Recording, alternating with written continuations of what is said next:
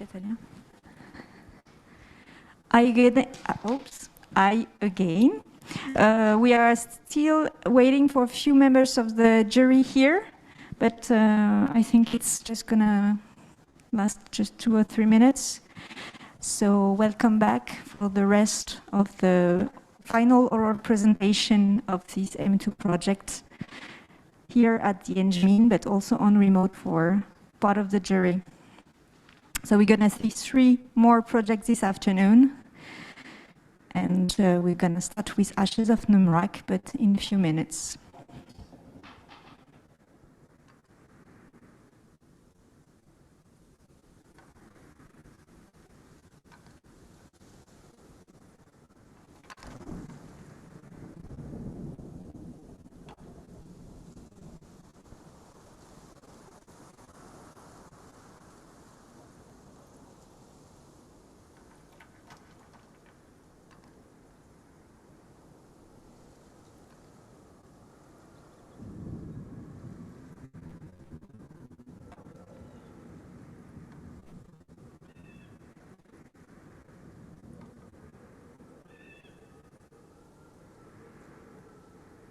So I think we are okay here, almost at least. So whenever you're ready, Ashes of Numrhak.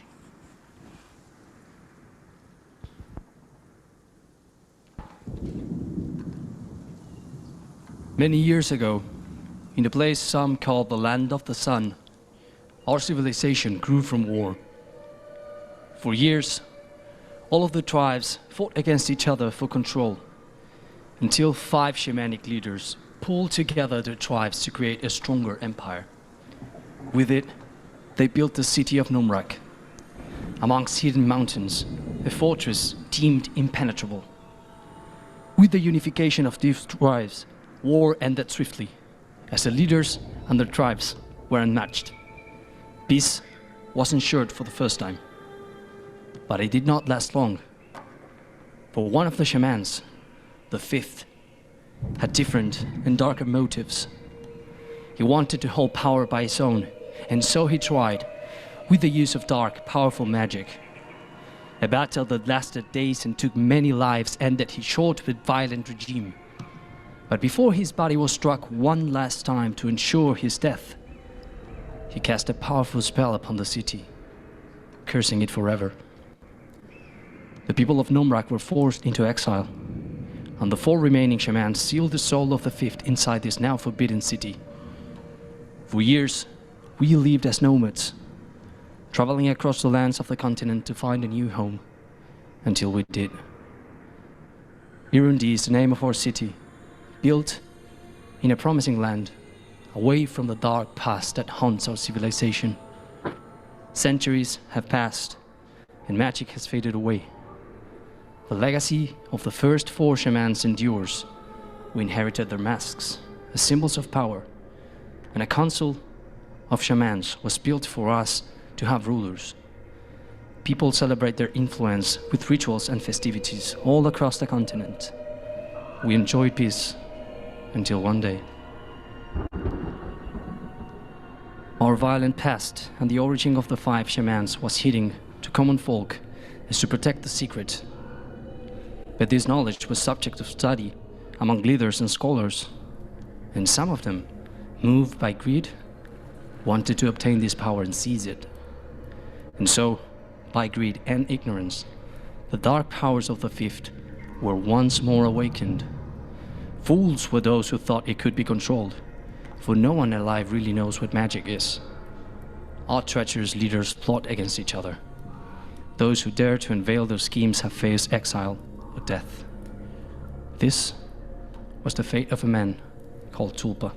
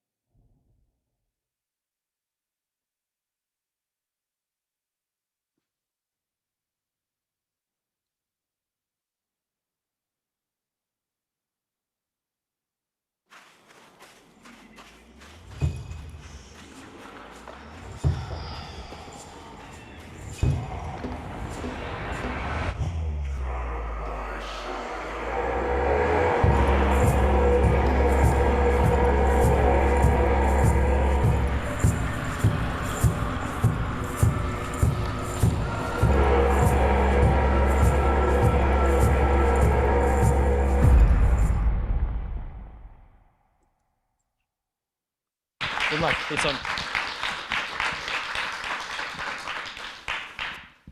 Welcome to the presentation of Ashes of Numrhak. Let me introduce you to our two main characters you can see here. First, Tulpa, a young hunter from Burundi.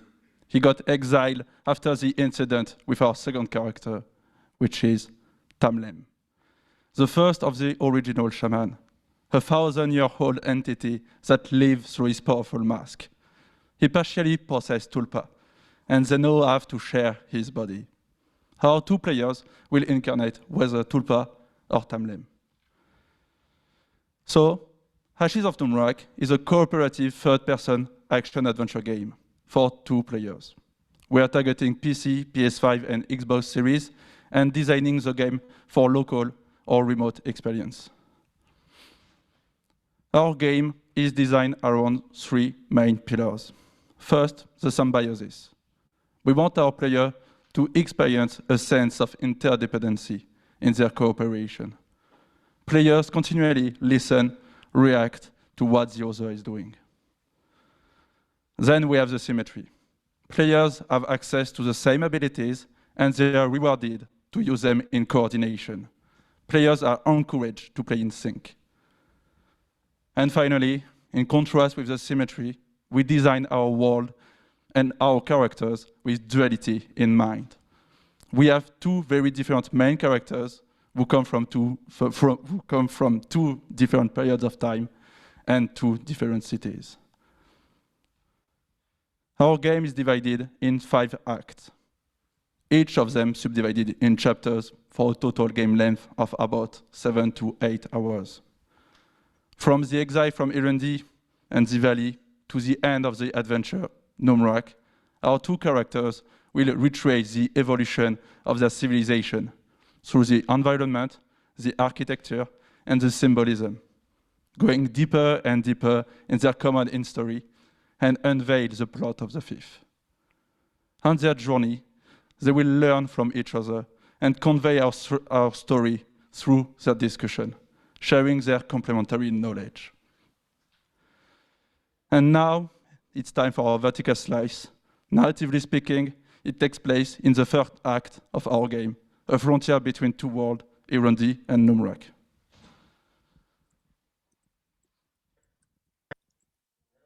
Hello, I'm Jeremy and I'm with Nicolas. Hello.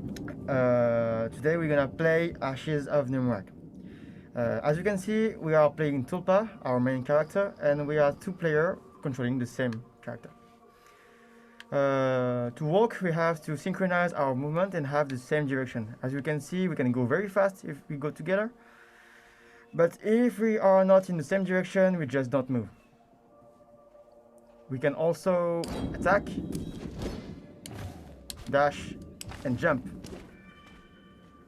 Okay, let's go.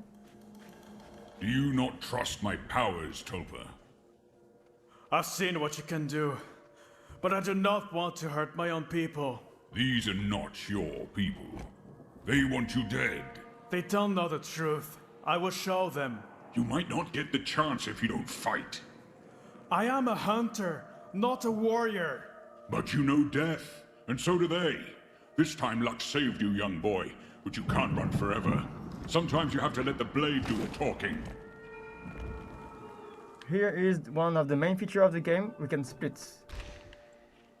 This way we can move freely and solve some puzzles like this one.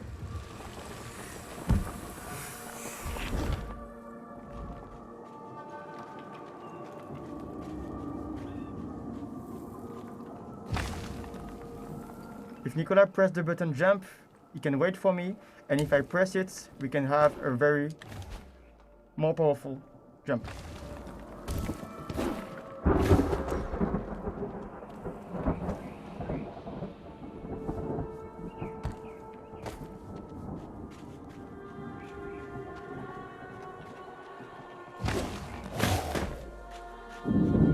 We can also combine our special abilities and, for example, jump and dash midair.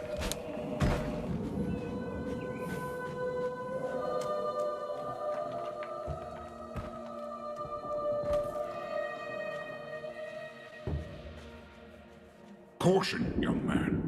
This is ancient architecture. Let's try to jump, maybe. Okay. No, we can No, definitely yeah. not do it. Maybe the button? Yeah.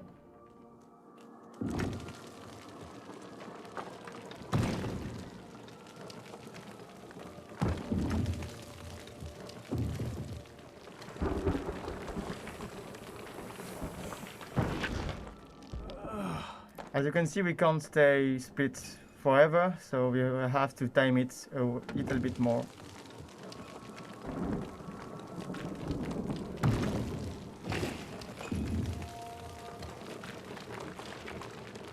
And I'm joining you. Okay.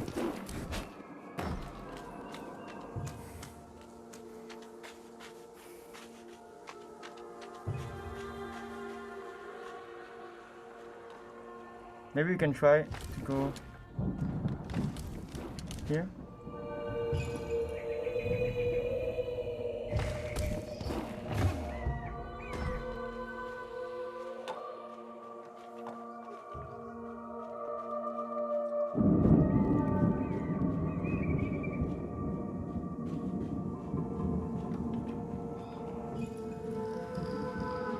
These creatures, what are they? I've never seen something like this. They speak about the imprisonment of the Fifth inside the city. Imprisonment? You never said he was in prison. The city of Numrhak was built for war. It is a fortress that was used as a prison, and Vakia Lem Tol was sealed inside it. This message is a warning. But he escaped? His soul did, with magic. The Fifth is no common adversary, Tolpa. You should know that now. Okay, this corruption looks dangerous. No. Yeah. Yeah, we shouldn't work on it.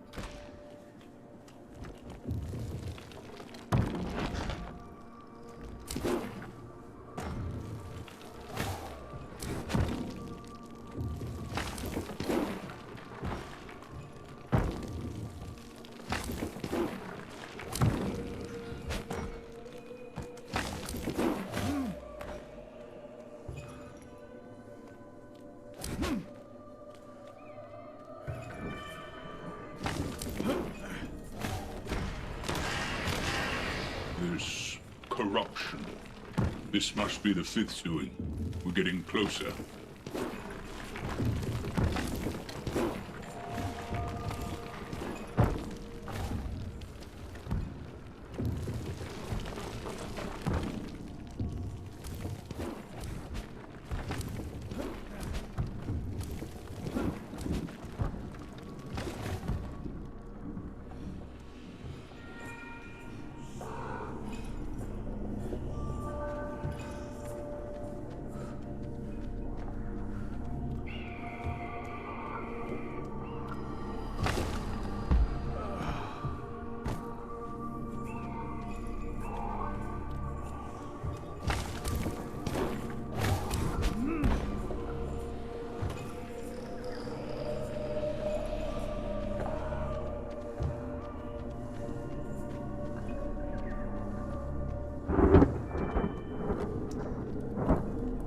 More symbols.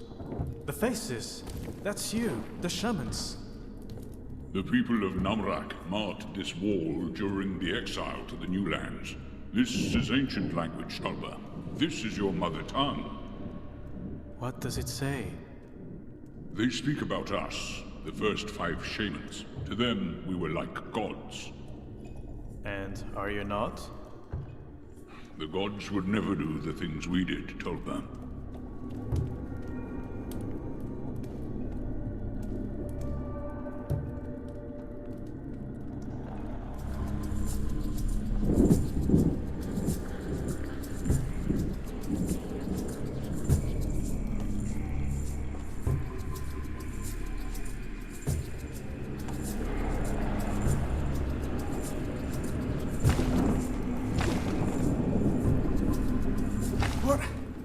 What is that thing? I'm not sure, Hunter, but fighting seems our only option this time. Get ready.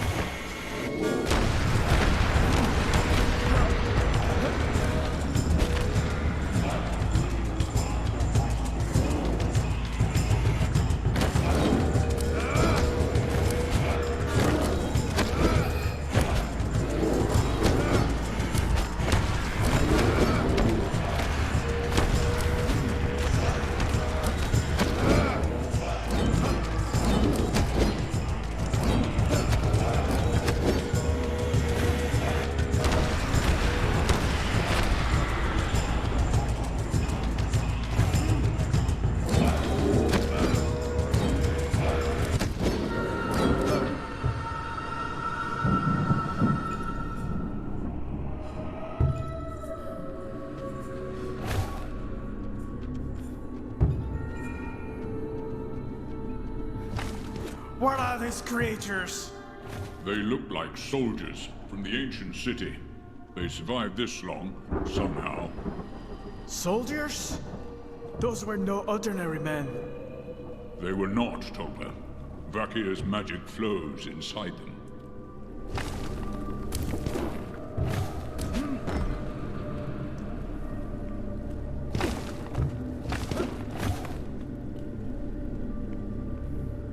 This place is defiled. I can feel the dark magic. The followers of the Fifth must have done this. Do not listen to him, Tolpa.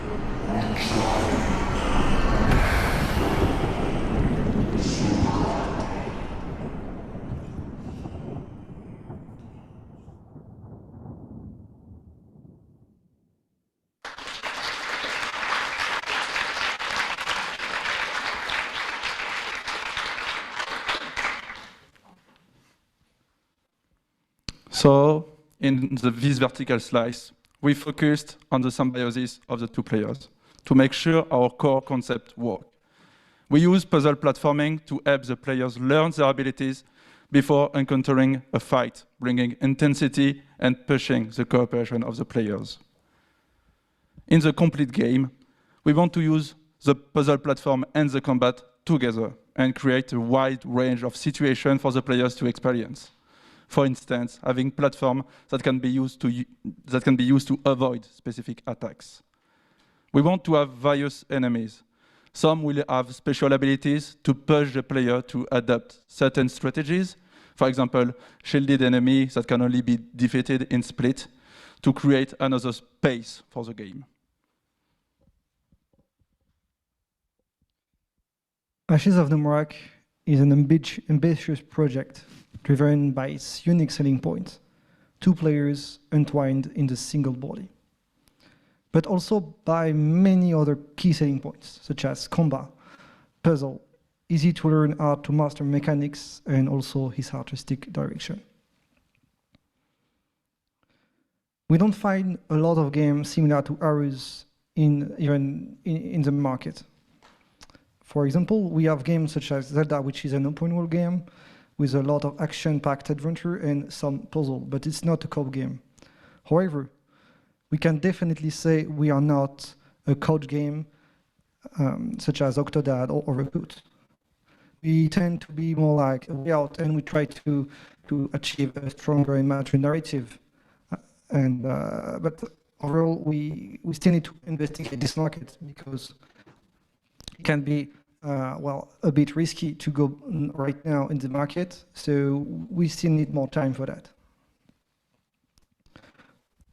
As we worked on Ashes of Numrhak, we defined our main target, The mid-target, which is player who tend to like skillful cooperation and likes play game with social interactions.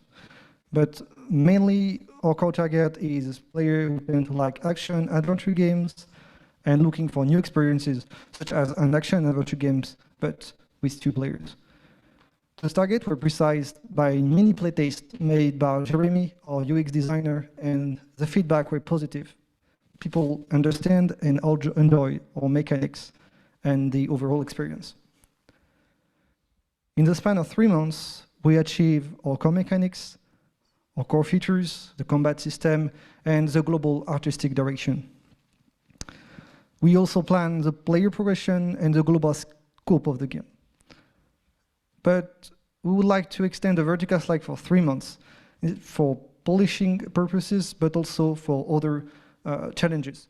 We think that our game can be interesting for multiplayer. That's why we would like to do a first draft of network programming, also working on the narrative direction, and we would like to all work with historian, since, well, we are using civilization that already exists, and we want to be the best as possible in this type of artistic direction.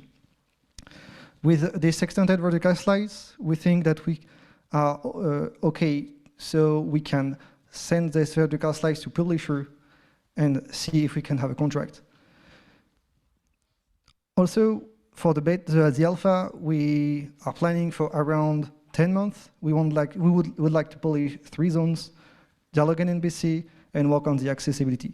For the beta, we would like to add content, polish the zone, and work on cinematics. At the end of the 26 months of production, we will release our PC version of Ashes of Numrhak. As I say, we are planning for a publisher contract after the extended vertical slice, so it can help us on marketing, communication, and maybe porting. We have made some research for the publisher, and we settled on 3 major publishers, such as EA, Sony, and Focus. We think that Ashes of Numrhak fit very, very well in their library, and we know that EA already published A Way Out, which is one of the main competitors for us. To conclude, Ashes of Numrhak is an ambitious project and a great experiment. In the past 3 months, we achieved a lot, and we are looking forward for future challenges. We hope we can tell you more about the story of Tulpa, the young hunter, and Tamlem, the wise shaman.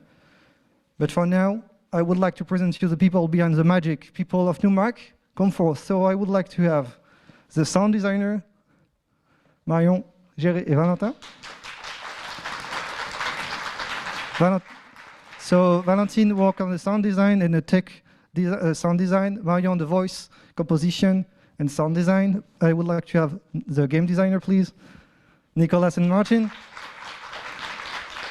Nicolas mainly works on the tech game design and also mechanics. Martin helped him a lot in the conception and the process. Martin was responsible also for the reboxing and the overall level design. Please, Jeremy. Our UI, UX user researcher, and the best you can find. Théo, Tamara, please.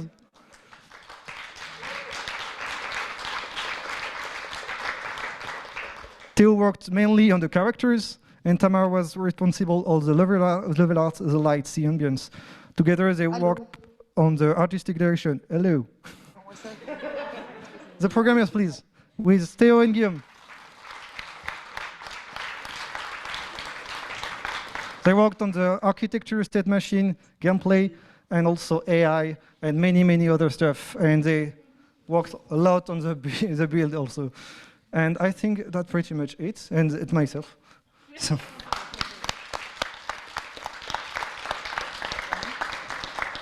Thank you for your attention.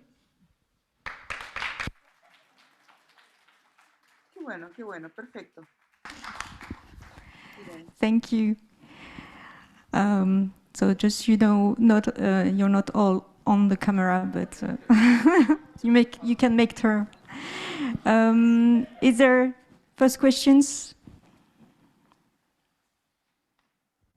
No reactions? Yeah. Grégoire.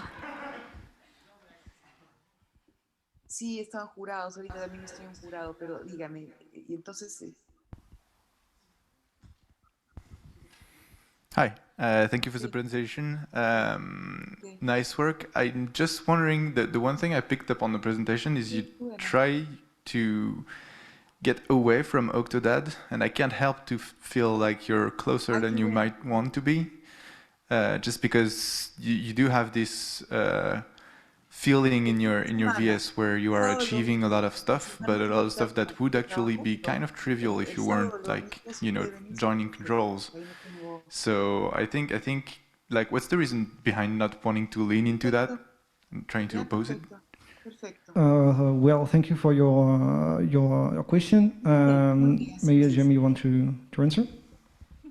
Yeah, Octodad was obviously something we were afraid of at the beginning because it's a bit silly and it can be a bit ridiculous to have this two player playing the same character. And we want in the beginning of the story to play more with the conflict, to have two players conflicted, and explaining the silly situation where you are just walking like this by the conflict and the fact that the timeline is coming in his body, and it can be something bad, and having some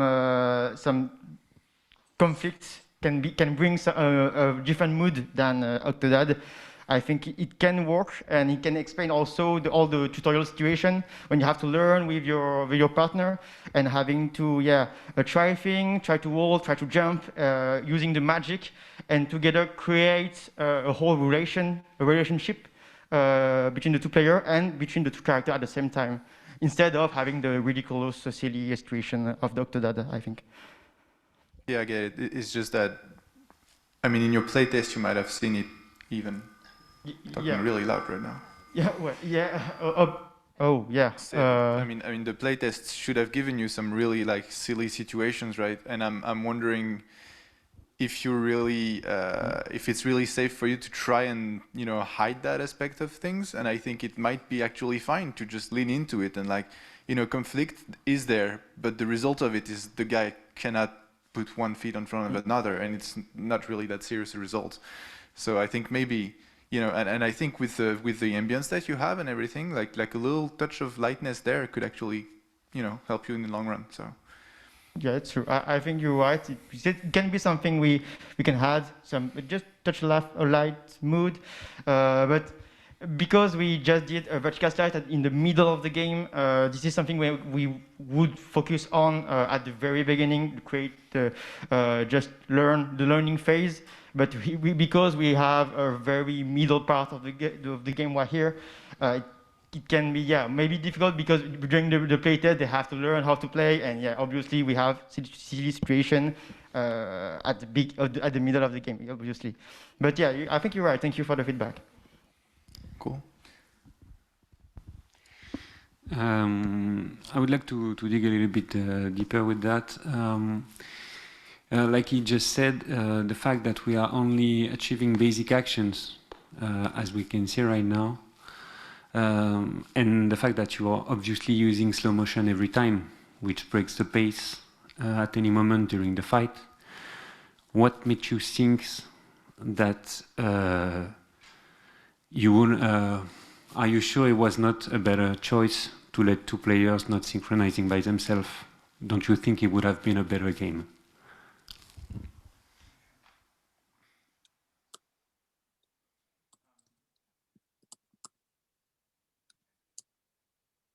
Better.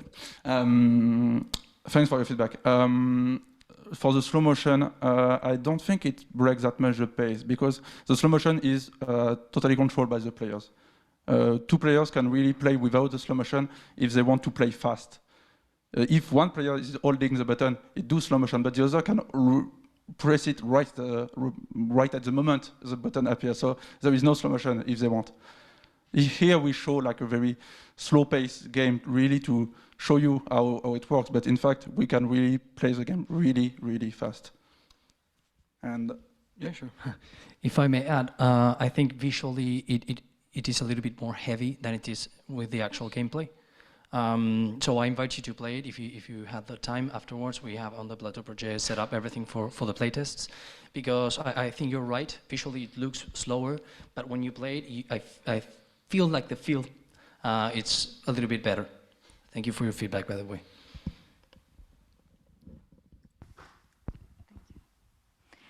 Thanks. I think David, you have a question? Yeah, a couple of comments. First, fantastic presentation, really good vertical slice. Your UI artist needs a job in the industry today.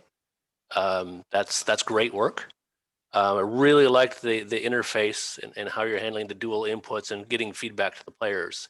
That's a really useful element. I was worried about it before when we saw it earlier. This you guys came through, really did a good job there. Excellent voice casting. So I don't know where you got those performers, but for a vertical slice, that's higher than expected quality for that. Good camera work. I was really worried about camera positioning and camera treatment, and you did a good job there. So those are the positives. The only negatives I have are you've got a good enough vertical slice that the lack of polish becomes important. I mean, you notice it because you've already reached such a high level. So that you're in the uncanny valley between demonstration and expectation of commercial quality. So if you could take some of the details like animations and get them really polished, it'll just up your presentation the next notch.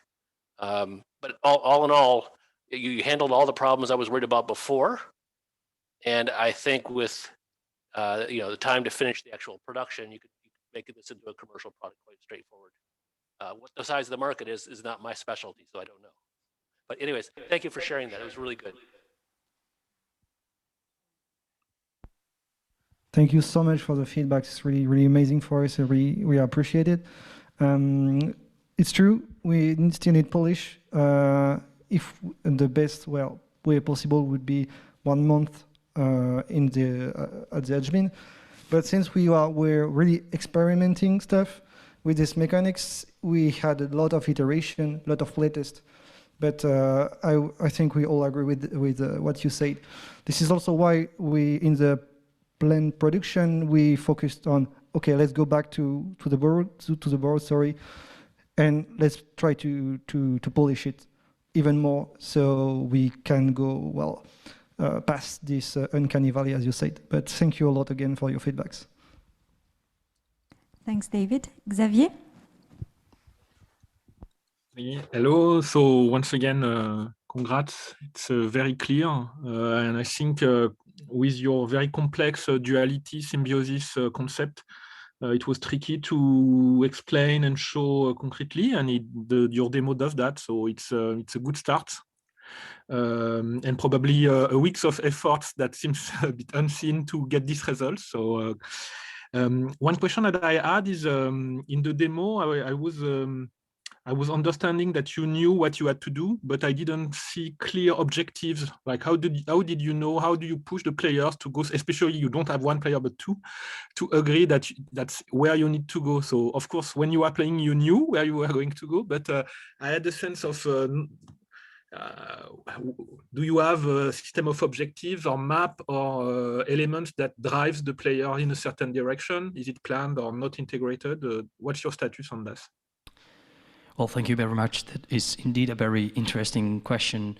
For now, we centered our vertical slice in linear gameplay. So there aren't really many options. We do have some specific spots that we know because we designed the game, such as the establishing shot at the beginning and one in the middle of the vertical slice. We talked at some point about including more voice lines and more indications as to drive the players toward the real objectives. As for now, we left that because we didn't have enough production means to do it, but we decided just to leave the players free to explore what we have, since the level design is pretty much linear. But yeah, for the future, it's definitely something we would consider adding more indications and a little bit more driving for the players. Thank you very much. I hope that answers your question. Yes, thank you. Thank you, Xavier. Marion? Hi. I'm going to pile on to the congratulations. A very good presentation. Martin, you nailed it. Awesome.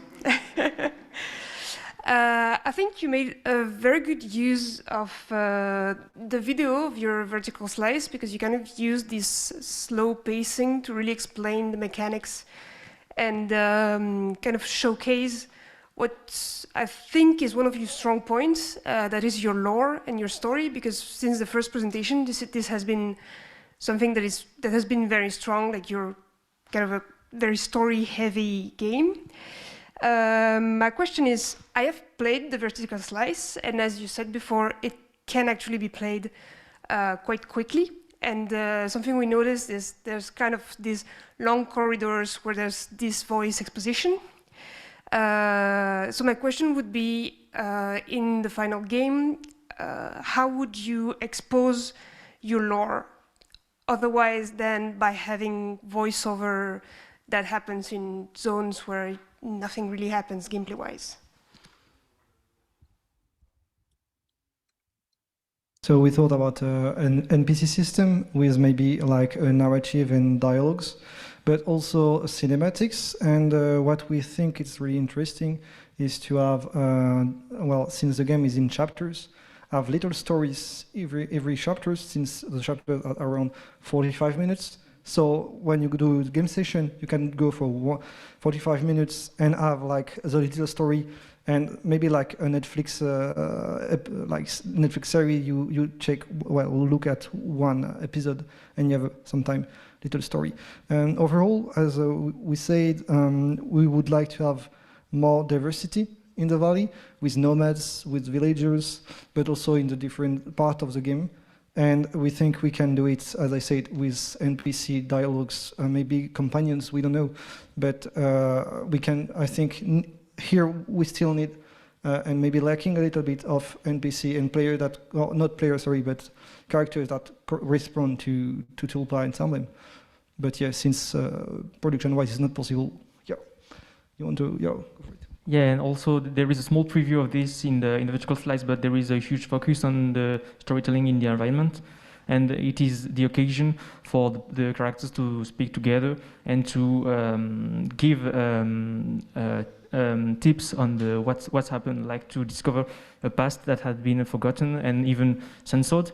So this is a small preview that is also something that we wanted to focus on with the walls and the discussions between them. So yeah. Thanks. Thank you. Enrique? Hello. I'm just hearing my echo, that's why I'm waiting for that. Awesome, thanks. Congratulations. I just want to pile on to what everyone else has been saying and echo that.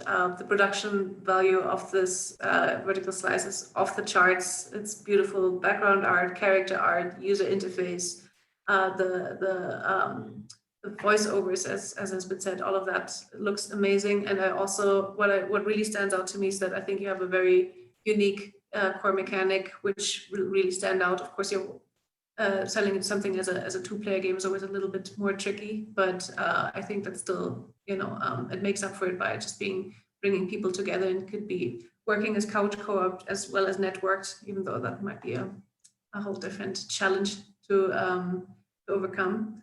I also really appreciated the onboarding, the tutorialization that you built in, where you very easily show like how the different interactions work, and step by step introduce the player to it, slowly increasing the difficulty of the puzzles. And I'm not sure how much the people playing were demonstrating, like failing just to see what would happen and how difficult it really is. I think when we came to the first fight, that seemed very difficult to me. I'm not sure how well I would last, so I might need to be balanced a little bit more with like smaller enemies to begin with, or less health on the enemy, stuff like that. But basically, yeah, I'm wondering, how much playtesting have you done, and are you sure this would be a good experience for first timers, or like, will they hit a barrier there at the combat? Because I can imagine 2 people controlling combat is quite difficult. It's going to be a big challenge. At the very beginning, the fight was very, very hard. And we did a lot of tests. Basically, we test every day. Since 2 months, we did a test every day.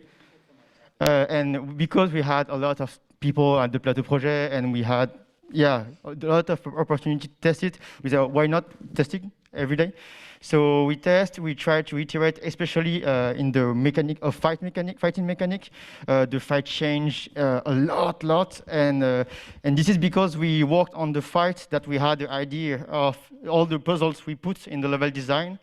All the jumping, to learn the jump, to learn the dash, to learn the synchronization, and everything you saw on the vertical slice before the fight was here on purpose, just to prepare the two players to the fight, and that's why I think we succeed. But anyway, the fight is very simple. It looks maybe complicated, but we make it very easy to make sure everybody can have fun with it. But we prepare the player a lot before giving them an enemy, a moving enemy with magic. Two enemies. Yes, well done. Thank you. There's one more question I have, and that is about the background that inspired this, which I'm assuming is like, or at least visually, it looks like it's Mayan, Aztec, Inca culture that visually inspires this. And I was wondering what kind of research you've done and how this all connects. You may have touched upon that, and maybe I didn't quite focus on when you were talking about it. But also, it's like how it connects to the mechanics and the narrative. But also how you're making sure that you're going to avoid cultural appropriation and, exotifying. Hello. We work with a historian, like at the start of the project, because we were really scared of going into cliché mode, and we also were really scared of also following big games like maybe Assassin's Creed or Tomb Raider that have a really story-heavy artistic directions. We wanted to create our own vision of these cultures to be able to make it cliche and also not make it disrespectful to these cultures. So we tried to get a middle point, and I think we achieved it. We were really careful in symbols and letters, so we tried to create our own vision of how it will look and try to make a different twist in it and make it way more simple also because of time of production. And we also have lots of inspirations in them for materials and shapes that I think it also shows in the charter, if you want to talk a little bit. Effectively, we have some pre-Columbian inspiration in the characters. And for example, when you see the two main characters, Tulpa is more inspired by the Inca culture.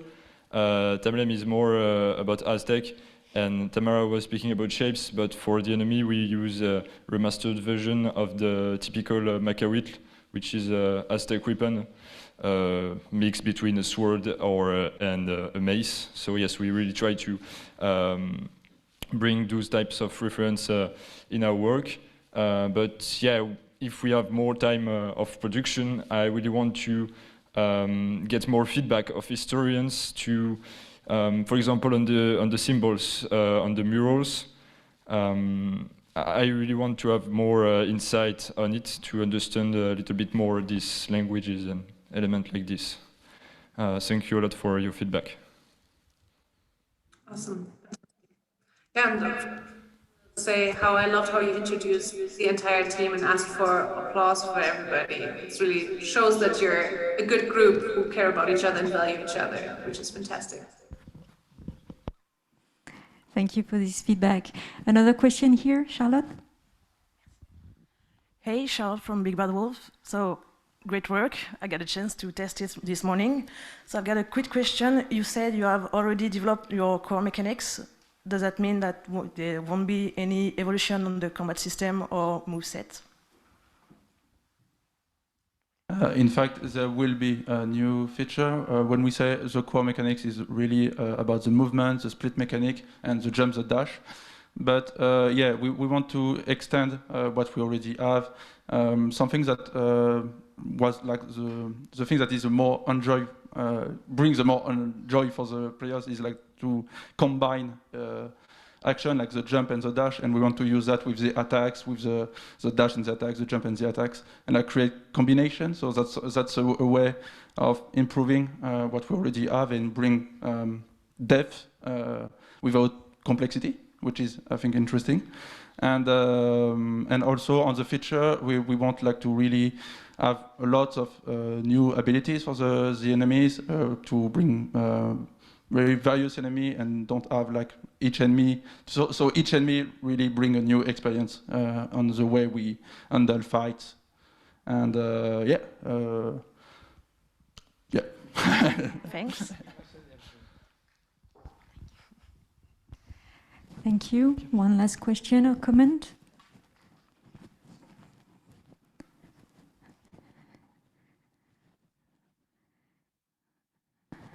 So if there's no other questions or comment, let's congratulate once again the team.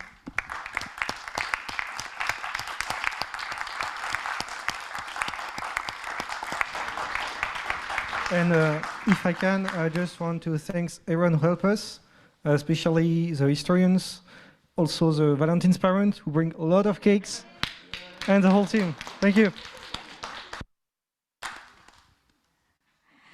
And let's welcome Echo of the Sky, the next team.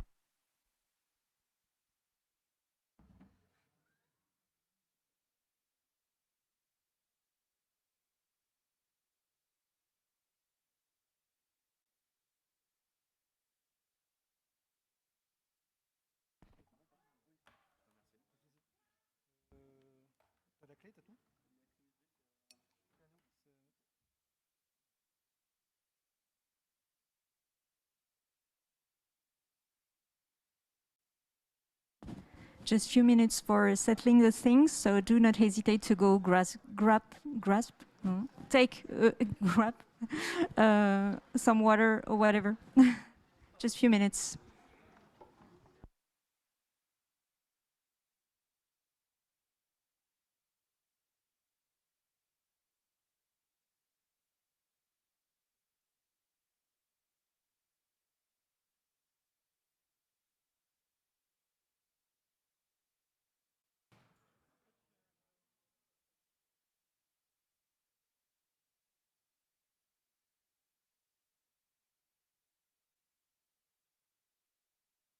Non, t'inquiète pas.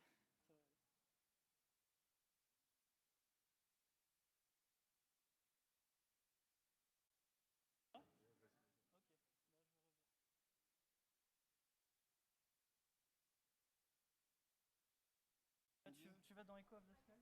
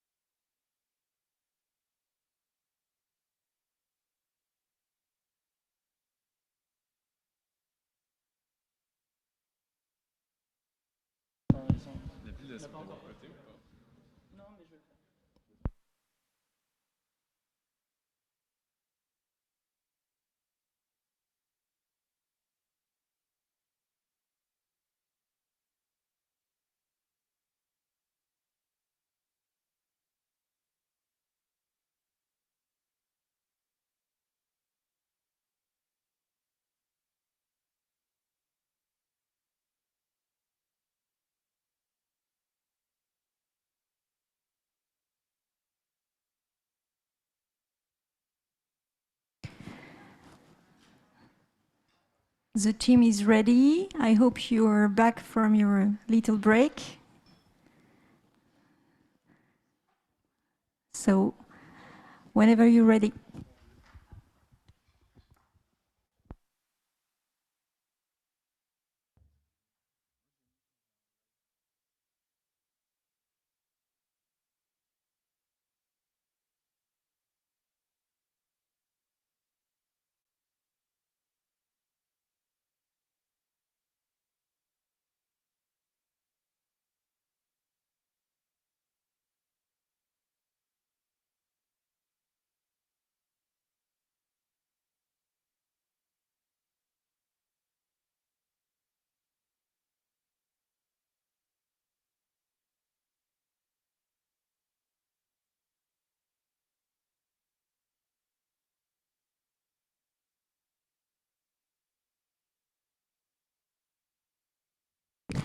Hi everyone, and welcome to the final presentation of Echo of the Sky.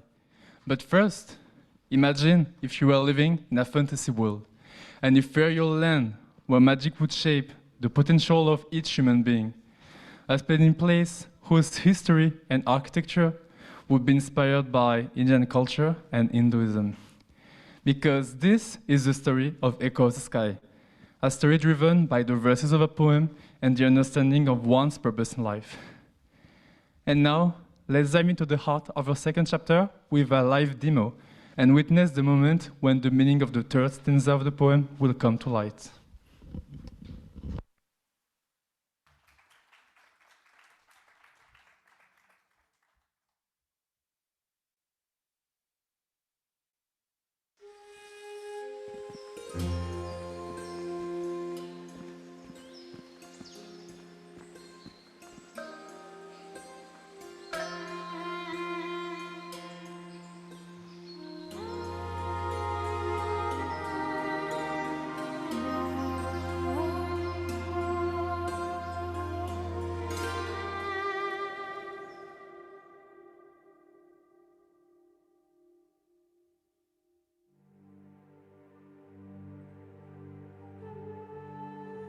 Thousands of years ago, at a time when there was nothing, the Trimurti, Brahma, Vishnu, and Shiva came to the terrestrial realm and gave birth to the world.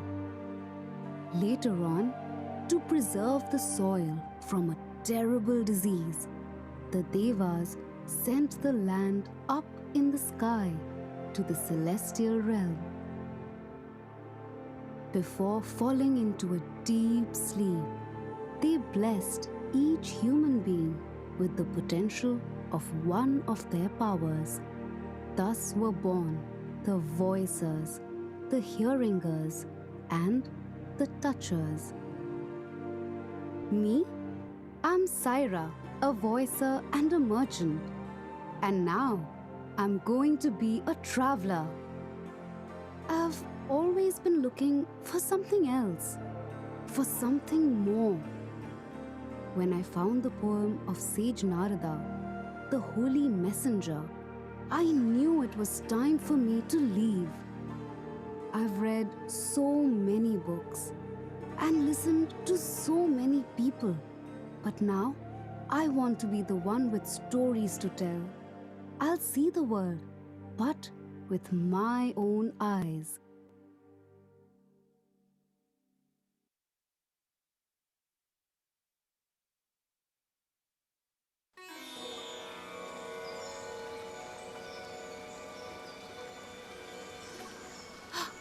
Siddhinath is just ahead. Finally. the ancient sacred bath city. I can't wait to see it. And the air feels so nice here. At least it was worth climbing this mountain for days.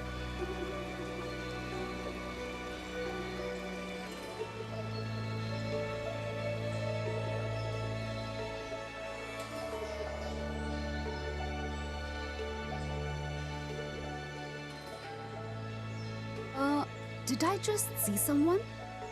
I thought there was no one living here. Oh well, let's find out. The architecture of the world is inspired by India. We gathered many research articles on the subject about vernacular and temple architecture. We chose to focus on the Mughal style used in India during modern times.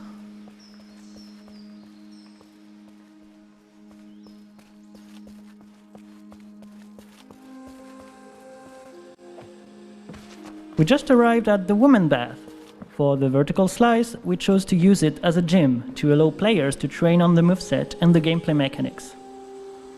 As a voicer, Syra can create and alter their surrounding according to the chants she sings. Sheets of paper are scattered around the abandoned city to help the player during the whole experience until the last part, where they will be experienced enough to achieve later puzzles.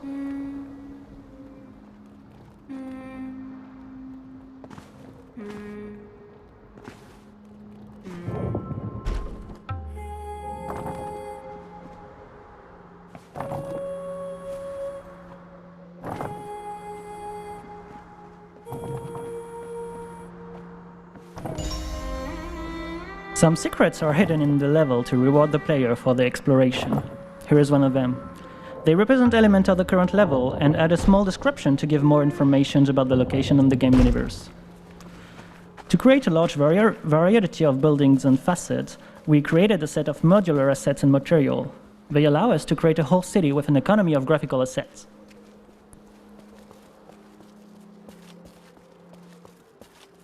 The level design is mostly linear, but the intention is to create an impression of complexity, so that the player can feel a bit lost when they first discover the city, and then leaving it with a feeling of completion about the whole place.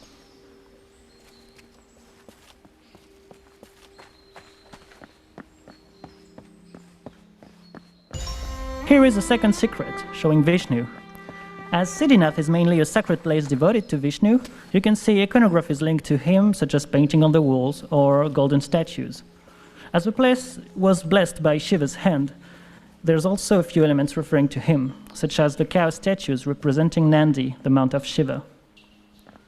To add even more diversity and uniqueness to the level art, we used vertex painting and decals, such as Vishnu paintings and weathering on walls and floors.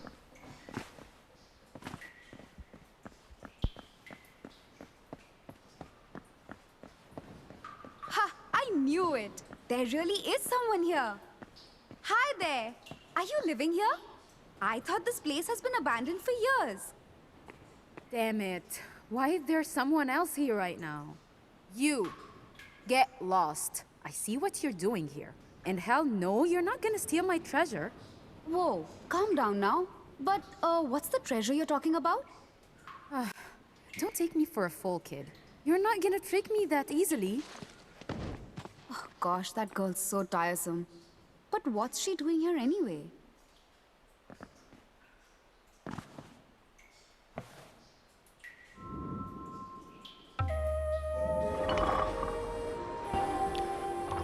For our cutscenes, we worked on blend shapes to animate the eyes and the mouth. For time constraints, we decided to create specific mouth animation, but these blend shapes are also prepared to be used with a face tracking app on iPhone X, allowing us to animate the whole face for each sentence. Whoa, this city is really impressive. Even in this state, I can see how wealthy this place used to be. It's a shame. I wouldn't have said no to a bath right now. For our heroine, we wanted her to embody the Indian feels of our game, so we decided to hire an Indian voice actress that we chose after holding a little voice casting.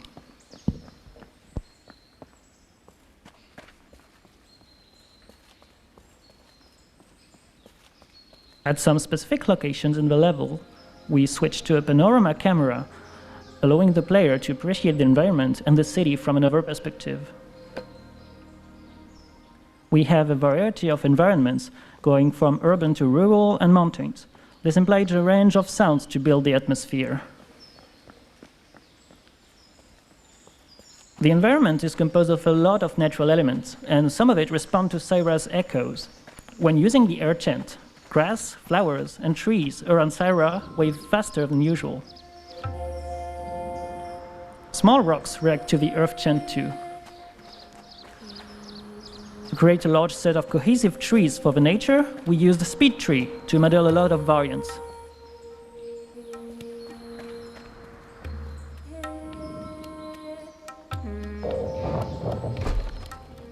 Puzzles of Echo of the Sky are composed of platforming and objects to move with echoes so that Syra can overcome them with the right solution. We progressively increase the complexity of puzzles players are facing so that they can learn, then master the mechanic.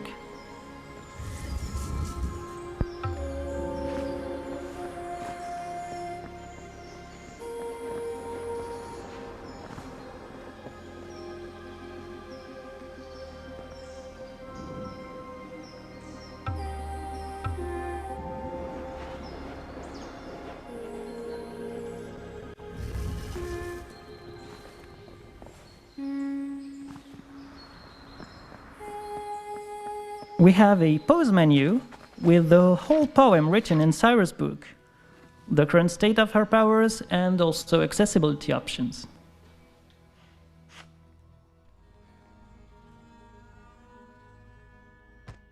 Music plays at specific places during the exploration to enhance the feeling of discovery and mystery.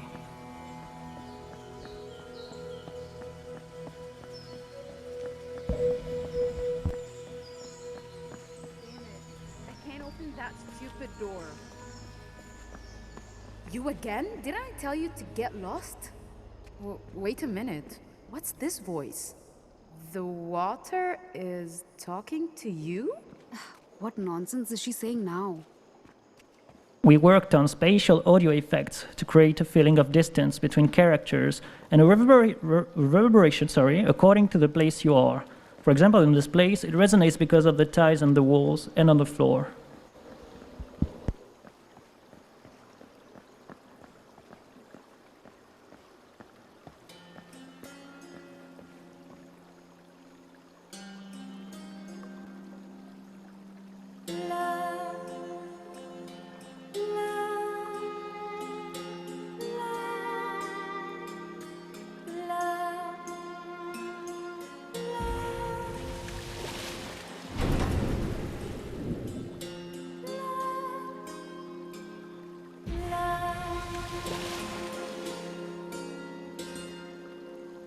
What was that? How did you do that? Come with me. We'll talk while walking. So, what was that again? Oh, I'm a voicer actually. I don't really know what happened right now, but it seems I was able to learn how to release the water chant. A voicer? Never saw one before. Didn't know it could be that impressive. I'm a hearinger, if you're wondering. That might be why I could hear that voice while you couldn't. So this woman is the main secondary character of Chapter 2. Her character was inspired by an Indian folktale, and so was the relationship between her and Syra. She is an hearinger, meaning that she can hear and interpret every little detail very quickly, which allows her to hear everything above the human understanding and find solutions fast when needed. I almost forgot. You're here for the treasure too. Ugh, this story again? I don't even know what you're talking about. It seems you're telling the truth. You're changing your mind, just like that? I'm a hearinger, remember? You can't hide anything from me. Should have paid attention earlier. Wow, I almost forgot how frightful hearingers could be. I could never lie to my father and my brother. Still, your power is quite useful. Maybe we could tag along for the time being. Oh yeah, for sure. It takes me back to the times when I was working with my brother. It's going to be so cool. Never mind.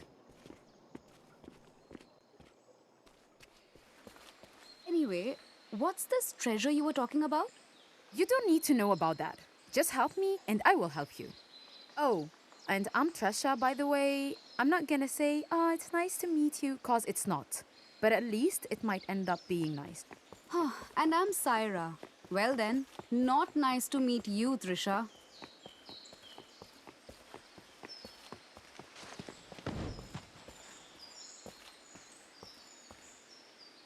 Oh, are you kidding me? You can't do a simple jump like this? It wasn't that simple, you know. Oh well, at least it seems there is another entrance from here. Let's meet inside then. And please, don't slow me down, kid.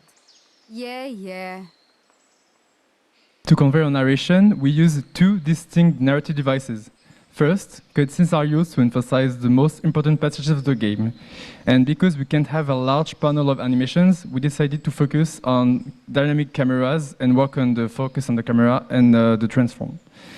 We also have dynamic dialogues, which add narrations during gameplay, thus allowing the player to hear more about Syra's thoughts during the game, and also allowing to create more dynamic conversations between Syra and Trisha.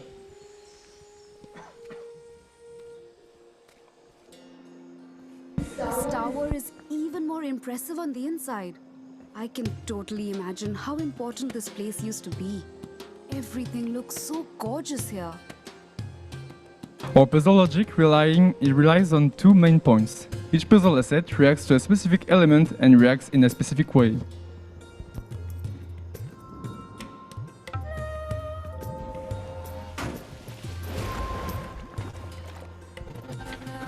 For example, the water pump reacts to the water chant and switches between two states each time a water chant is going.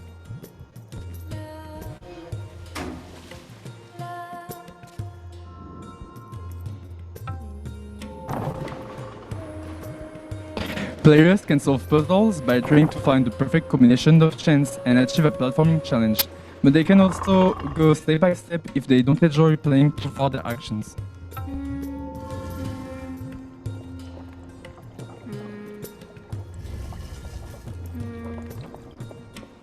Trisha, I'm right here. Oh, it's you. Perfect timing. But well, look over there. The water wheel's jammed. A moving platform's blocking it. Move it. And how am I supposed to do that, almighty Trisha? Stop being stupid, kid. Try moving it with wind. Then use the device throwing water that I can see right here. I don't know where this platform will end up, but you should find a way to prevent it from going back there. Does she think I'm some kind of magician or what?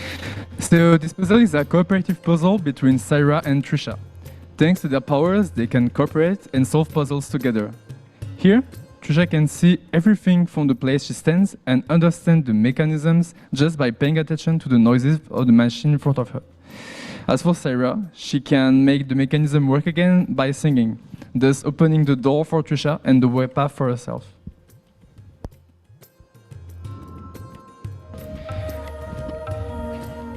Here, the camera is scripted to be sure the player can see the whole puzzle. This feature is also used to present particularly complex puzzles and showcase beautiful camera plans of the environment. And the door is... So here we... incredible. The end should be right ahead. Here we managed to solve the puzzle at the first try, but to be sure the player can solve these puzzles, Trisha repeats the indications after a short given of time. Why are you so slow, kid?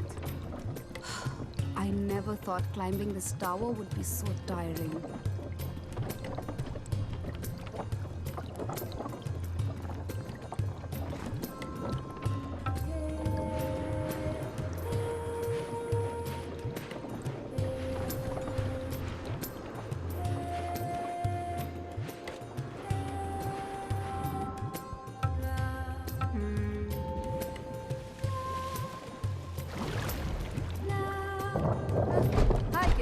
It was a real pleasure traveling with you. Oh, the pleasure is shared, Trisha. Well, let's finally see what awaits us at the top of this tower. During puzzles, the music reacts to the player's input. Each element is bound to a specific instrument, and each of them will play if they are needed for the puzzle. There is also a build-up in the music, following the progression of the current puzzle. And finally, when the player solves the puzzle, the music ends with a positive final.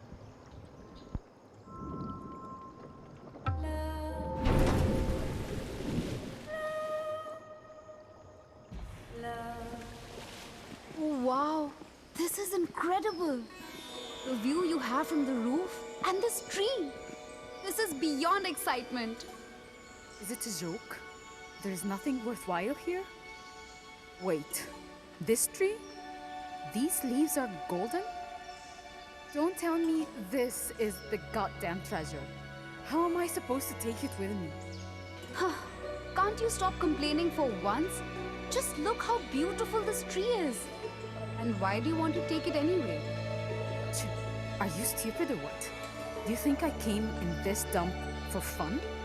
There were rumors about a treasure being hidden at the top of the palace.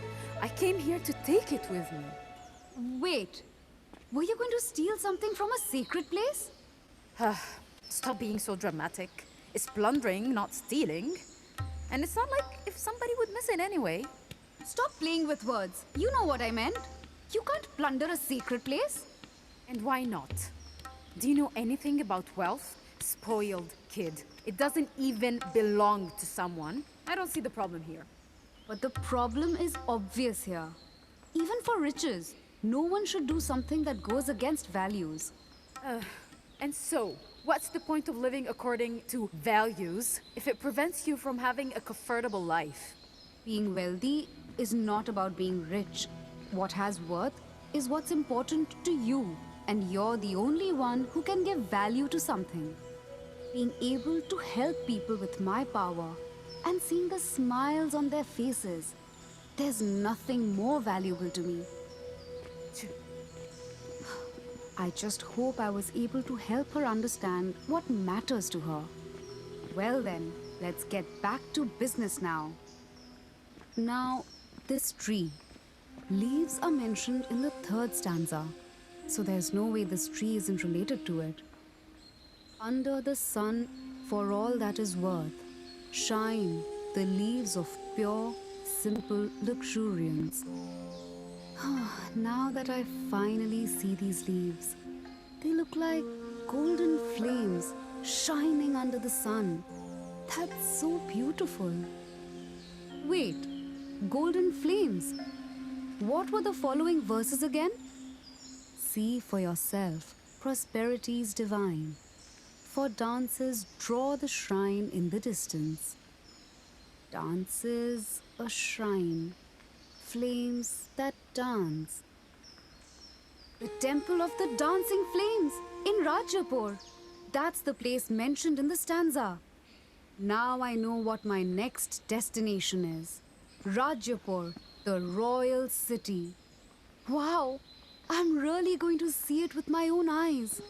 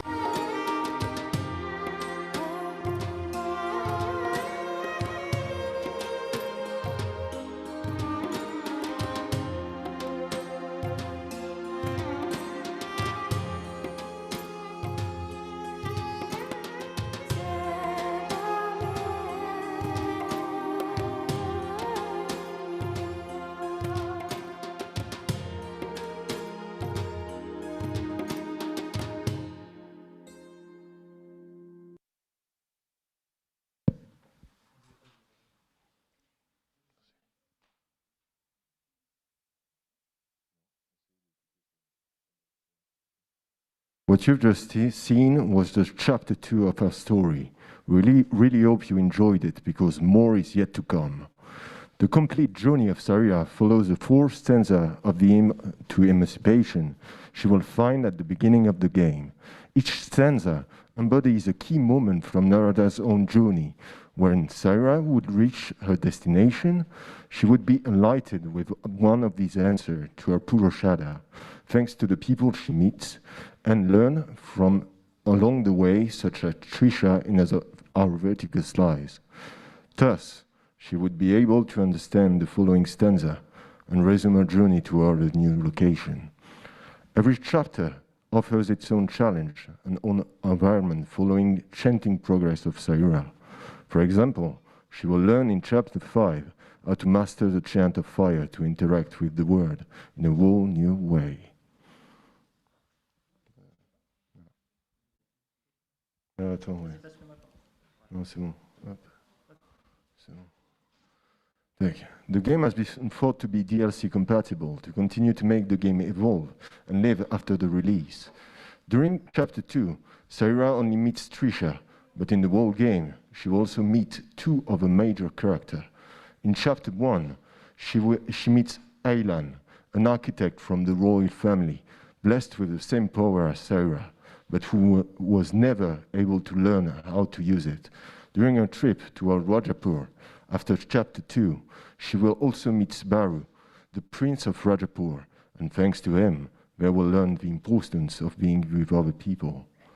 Aylan, Trisha, and Baru represent the thematic of the game and everything Saira will learn during her journey. Regarding the importance of her power and the secondary character in the game, we expect the player to be curious about the development of these into the universe of Echoes of the Sky and how people live with the powers. On one end, building the game around them is an adapted concept dedicated to the previous player that enjoyed the game, and it would allow us to propose a pleasant, flourishing, and relatively fast extension to our game. On the other hand, it would be also smart in terms of resource management, because we could use the previous assets displayed in the main game and reuse them to propose another perspective of gameplay. We are really looking forward to include the community more than ever at this state of development by doing, for example, an online poll to let the public choose which character story they want the most. So, as you have seen before, our game is composed of chapters that possesses their own environment and mechanics. A question that might hit your mind could be, how do you realize sustainably a chapter of your game regarding it is a metric part of your design and DLCs? You can find the detail of organization in the CNC file in the production part, but here is a TLDR version. First, we start with some brainstorming about the intention of the chapter, let it be in terms of scenario, game design, or artistic vision. The organic step takes us roughly 2 weeks, and the objective is to find a consensus between the feedback we receive, what we want for the game, and its feasibility. Once we took all the decisions as a team, we launched the production of the bricks of our game, supported by an agile method that allows us to adapt to the random events that always happen in video game production. When the chapter contains all the core features that we promised and looked for, we are dedicating some time to make the experience of the player as smooth as possible by adding feedbacks and details that makes the game truly unique. Thus, we have an organization that allows us to produce 1 chapter in roughly 2 months. Regarding, now how we realize a chapter, the next step is how do we realize the full experience? The production objective are lying in 3 states we plan for the game, as to know the early access, the final products, and the live producing with the DLCs. Well, the first step is the early access. It will contain the 3 first chapters and the prologue. Luckily, we realize a more complex chapter in terms of mechanics. We can thereby expect to realize the other one at the same pace. The prologue is a special chapter that will be focused on introducing the story and teaching to the player how to play the game. Thereby, it will be much faster in terms of production. Using the chapter metric displayed before, we plan to realize the early access in 7 months. The rest of the game is basic math and will take 6 more months plus 1 we keep to release the game in the best states possible. The major change in the production setup is the inclusion of the community feedback that we really want to integrate in our pipelines. This feedback are planned to be considered during the 2 first weeks of production of every chapter. Before the launch of the DLC production, we are planning to make an online poll to know which secondary character the community prefers the most. The first DLC will be dedicated to the story of the chosen one, in order to build further the exchange with our players. But this will only occur if we reach a sufficient amount of player bases. Thereby, we thought about what kind of player would look for an experience like Echo of the Sky. Using the Conflict Foundry model and the playtest, we deduced that our core target will be focused on the Echo of the Sky universe and its narrative development. The game could also please players looking for discovery regarding we have some secondary mechanics such as the secrets and the panoramas that encourage the player to go beyond the main path of the game. Before closing up the presentation, we really wanted to thank all the one that helps us in the development of this game, steering the engineering team, the pedagogical team, and some member of the jury. This was a presentation of Echoes of the Sky. We really thank you for your attention, and we are now looking forward to answer your questions.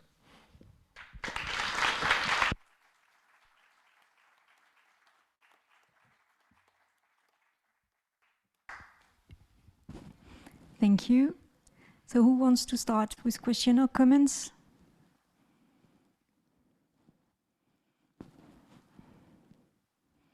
Yeah, thank you. So Grégoire is going to start.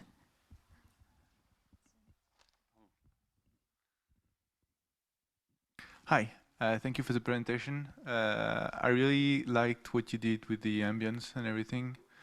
It gets this like the fact that you're going from a poem. I guess it shows in the whole rendering of your project, and I find it really soothing. In a way, it's really like it's not the kind of game that I'm used to playing, but like it feels pretty nice. One thing I would say, presentation-wise, is that I would have opened with your introduction video. To end up in the, like, it's just a minor thing really, it's just it feels weird that you didn't.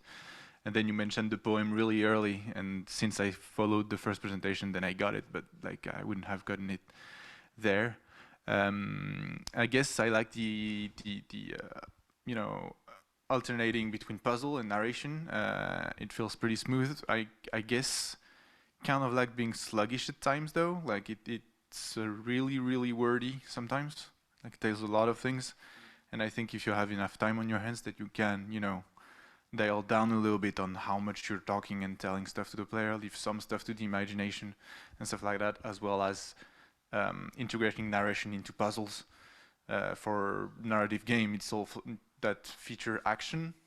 Puzzle are actually a way to put in narration without taking the control away from the player. And since you have a lot of puzzle and you do have side characters, I guess you could have just have Saira and Trisha talk to one another while the player was figuring out, you know, how to get onto that platform or another. But I guess all of that is going to, you know, in the process of development and everything, you're going to find out that this works best. And just really thank you for the presentation. And yeah, good job. Thank you, sir.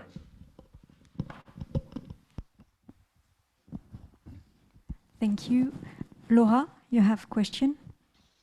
Yes, hi, Laura from Playdigious. I have a question about the production business part. I didn't see any positioning or any benchmark. Did you do some benchmark, and which game would be your main competition, I think? Yes, we did. It's actually in the secret slide, as we call them. So we, well, I don't know if we can qualify them as competitor, but also as inspiration. There is, of course, Raji. If you know the game that was out like in 2020, that is also a narrative game about an Indian adventure, but they took more of the action part and the platforming that we did. We focused way more on the narration.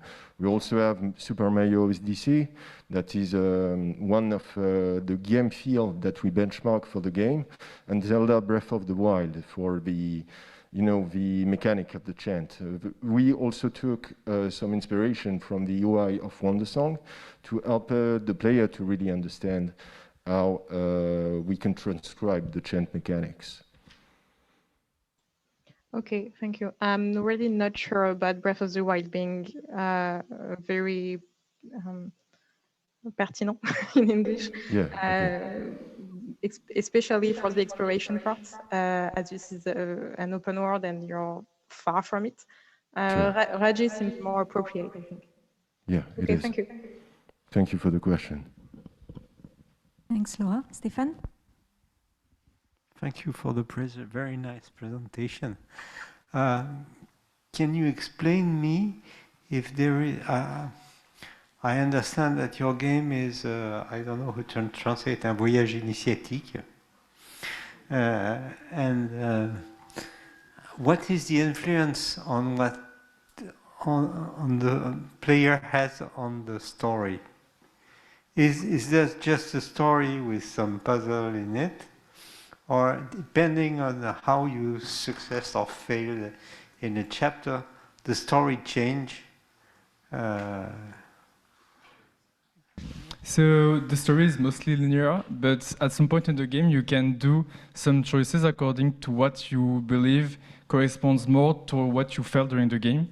There are two choices. So during the chapter 5, which is related to desire, you will decide to choose if Sarah is actually, well, what is the desire of Sarah? What does she want to be? I'd start to explain. Well, during chapter 4, she will meet Baru, and Baru will basically tell Sarah that he has feelings for her. And during chapter 5, because it is chapter of desire, Sarah will have to define what if she has the same desire as Baru or not. And the other choice will be during chapter 6, because Sarah is asking herself what she has learned the most during her journey, and she will have the choice between bonding with people and what it means to be with other people. And our other choice would be that during the adventure, she has learned what she can do with her power and how she can help others with it. And according to these two choices, you will have 4 different endings. It's like different variations, but this will define what the player has learned along Sarah during the journey. Thanks, Stéphane. Just checking if there's other questions, no reactions.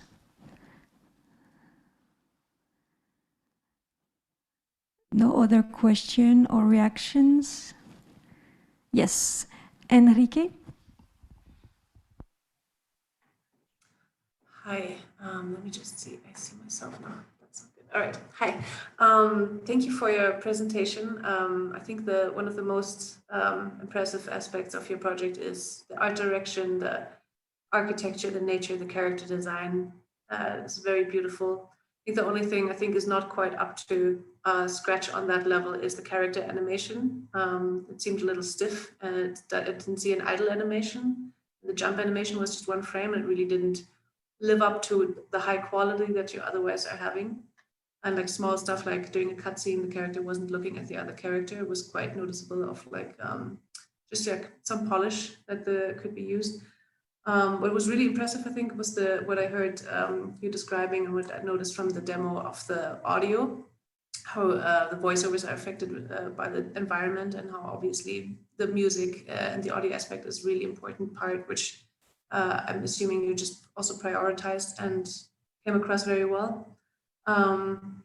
In terms of presenting this project to the media, I think it took a long time for me to fully understand the core mechanic and how exactly the puzzle mechanics work. And I think if you want to pitch it to media and to investors, you might want to just find a way to quicker get to the point of how does the basic system work. Just, some people have a little less attention span and might not want to wait that long for really understanding what's the core, because I think it can be fairly unique. And then just one thing I wanted to comment on is that at the final scene that we saw at the Golden Tree Tower, the lighting of the dark skin of the characters was quite, I don't know if it was because of the drop of frame rate, but I could basically not see their faces anymore at some point. And that is quite problematic. They need to be lit well enough that we can recognize their faces. But yeah, there's no question in that, but if you want to respond, let's go ahead. Yeah, we can reply to some of it. Yeah, about some choices in the production, it was about choosing what we can do in time. And about the lighting, we actually have a better lighting, but we had some optimization issues, so we weren't able to show it to you today. But in a few days, a next build, which will run as smoothly as possible, will be able to show us the real lighting of the water tower.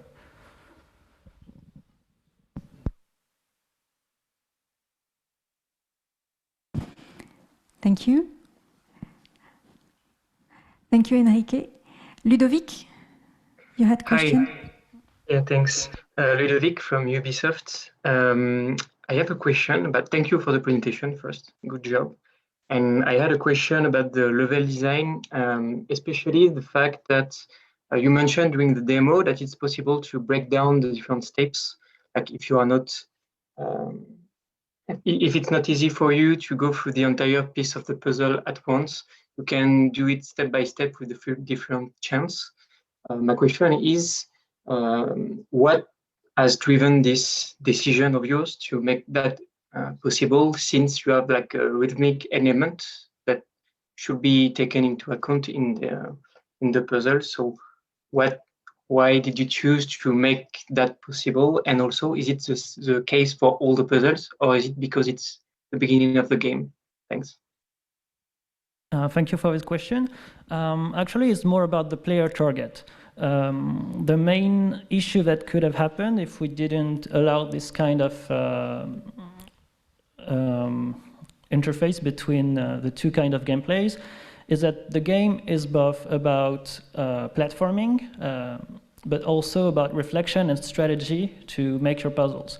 And those are two kind of skills that might not be the two skills that each player of our target might be the most efficient. So to not penalize each one of the player who would be bad at strategy and planning or who would be bad at platforming, we chose to propose different solutions, which in case it means here that we can do some complex puzzle step by step for people who are not good at planning.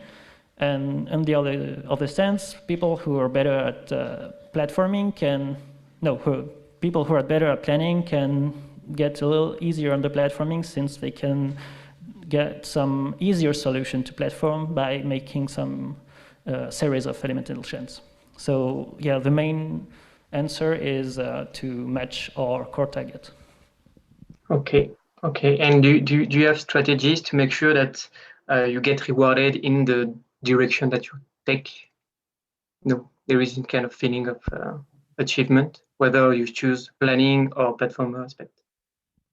I think it's more about intrinsic rewards, and also the music that goes with it, and the feeling of accomplishment that goes about having done things step by step, little by little, and having platformed the right way without little to no error, or having made some mistakes but having found a really good solution that works in one single echo to cross a whole puzzle. Okay, all right, thank you. Thank you. Thank you. David? Yeah, so I'm just going to go through a little bit of feedback. Most of it's positive. Just lovely colors and art style. I think it really is a very pleasing color and the palette that you've got. And I think that looking at your concept art for all of the areas, I can easily see where somebody spent a great deal of time thinking about getting the colors to match the mood of the poem that you're mirroring. Voice casting. So Syra is great. you did a really good job in casting her. I would recast Trisha immediately, and or do a lot of work in direction, because it doesn't feel like she's directed in the same way that Sayara was. It doesn't have a feel of a Western game, which is a plus. It's I would play this game because I've not played it 1,000 times before, so I really like that a lot. As was mentioned before, the main character's animations need a lot of work. You've got such a lithe looking character, a character who looks like she would be graceful and elegant, and the animations don't match that experience. And I know that takes time and polish and effort, but I would spend as much time on her movement and efforts to look graceful as you do on the facial animation. You spend some time on facial animations, but I would want to match and up the other animations. Good environment. The imagery in the environments is really high quality and well done. A criticism I have is that orientation during the puzzles might be a problem for people. And so consider ways that you're going to be able to guide people who aren't you just talked about it, that there's 2 ways to help solve the different puzzles, or multiple ways to try to approach it. Some guidance might be necessary. You might need a safety net to help people if they take, after a period of time. Again, play test it, see how it plays with your audience, but be careful. You've got a lovely story you're trying to tell, and if I'm blocked from that narrative, from that experience, by my inability to solve the puzzles, you're really going to want to have a safety net, so you get everybody to experience the whole adventure. That's it. Well, thank you for your feedbacks. Just a few words. You mentioned voice acting earlier about not working the same way for Sarah and Trisha. Yeah. And you're actually right, because for Sarah, we hired an Indian voice actress. So she's from India, and we worked with her by distance, by remote, thank you. While for Trisha, we actually worked with someone, but at school immediately. So we could give her, how to say that, we could give her acting tips while she was working with us. While for Sarah, we had to review the work each time and give her the,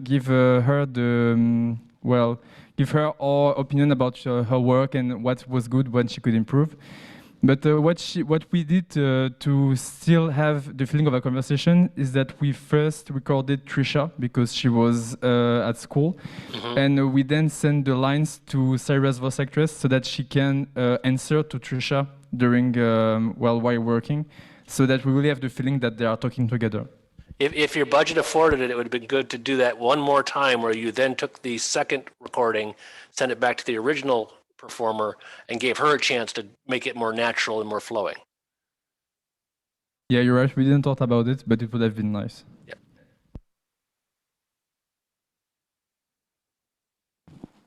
Thank you, David. Some other question or comment? Reaction? Everybody who needs a break. So let's congratulate the team once again.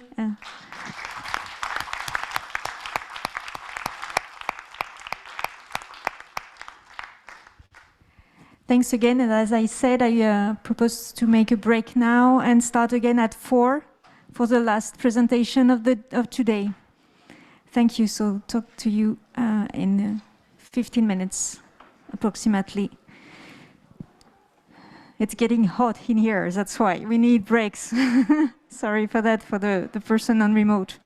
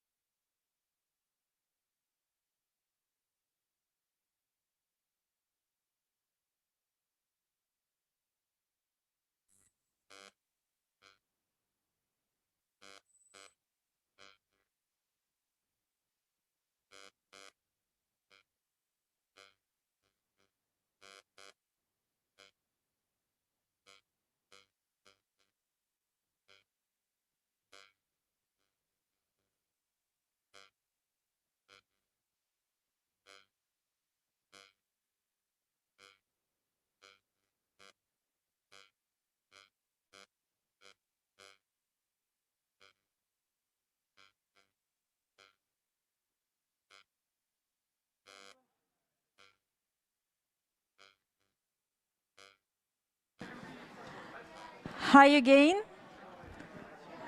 So we're gonna let the people just settle, and we're gonna start in a few minutes with the last presentation of today.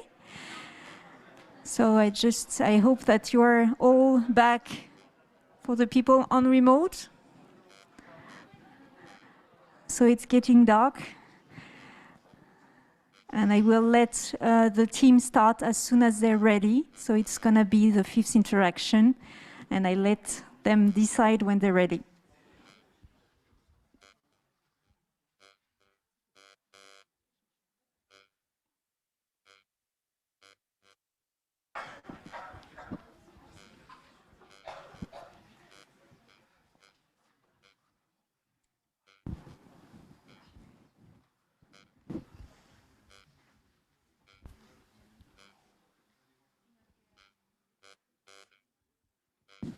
Hello everyone. Hello. Thank you for being here. It's the last presentation of the day, so thank you for your attention. Let's begin.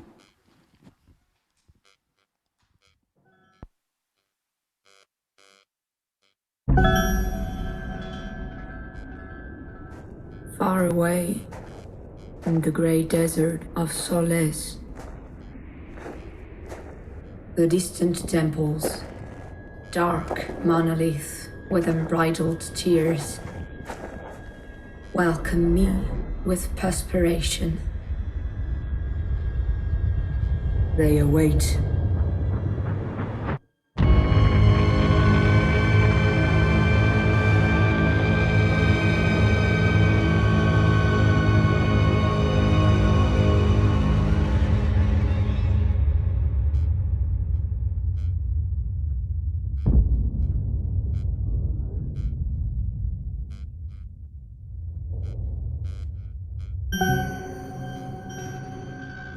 This is the first step frozen in the ashen sand.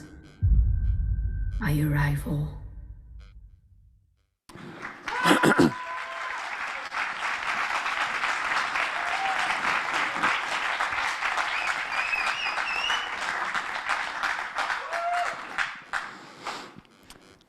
On a deserted planet invaded by cosmic streams and dimensional aberrations, you will try to find your way and make it alive to the last temple.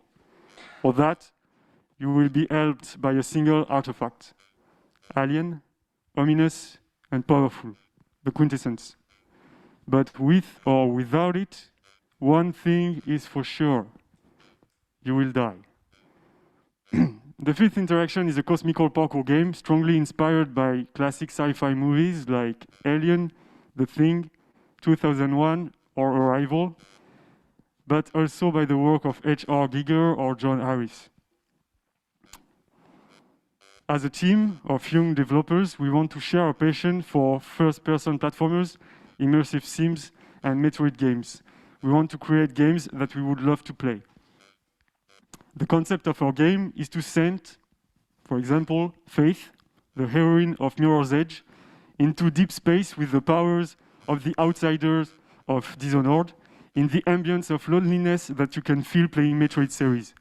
The game is then a mix between Metroid Prime, Dishonored, and Mirror's Edge, and we aim to make this game for the player that loves those kind of games, even if they are coming from different horizon.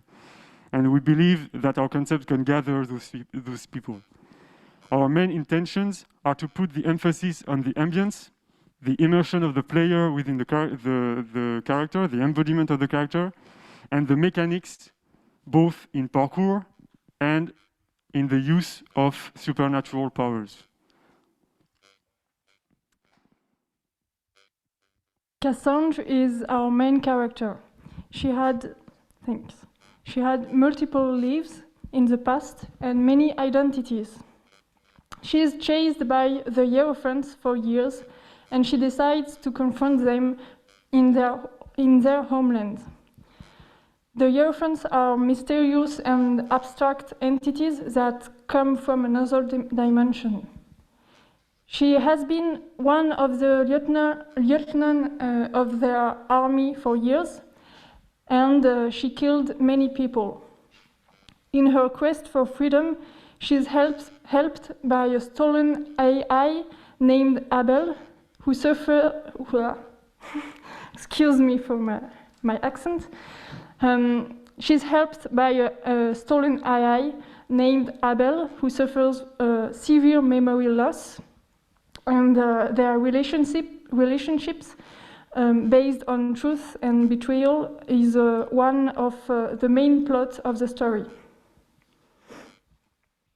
As a former warrior, Cassandra has been well trained. Thus, she is very agile, she is faster and more powerful than most people.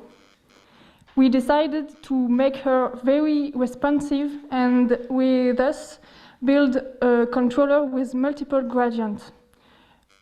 This controller creates a feeling of embodiment and realism. Thus, you can walk, you can run, you can jump at different speeds and height depending on your inputs. Moreover, her spacesuit is built for far distances and subspatial trips. She can use thruster to go faster on the ground, higher on the air, and absorb her landing and also navigate in zero-G area.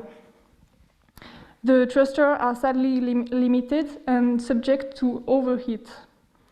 This creates a basic moveset, very subtle, with different shades, and that is very representative of our intention to have a different pace, exploration, and fast-paced parkour.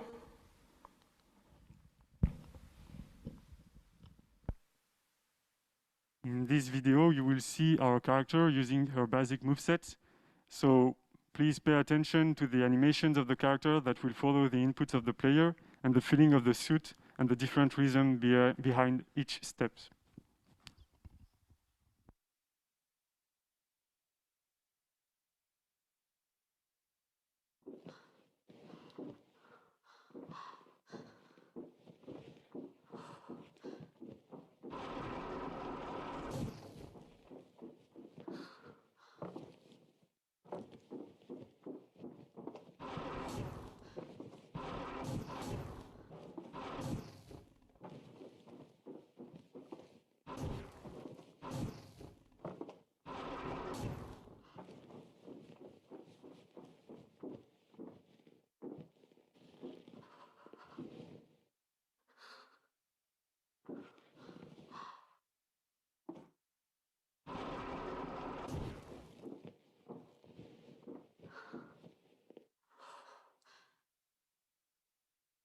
But we are not done yet.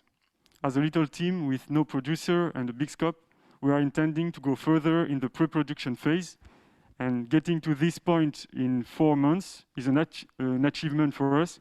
And so we think that within a period of 8 to 10 months, with the same number of people, we could be able to implement more moves to Cassandra, like a crouch, a slide, different animations when she hits a wall or a surface, more prehensive jumps depending on the topography, wall jumps, edge climbing, or whatever.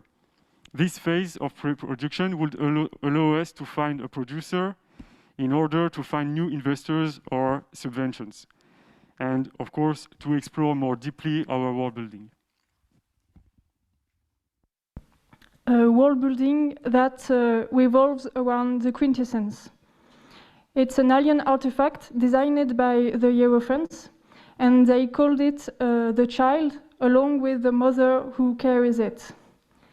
It's a cosmic weapon integrated within Cass's hand, and the Hierophants want it back.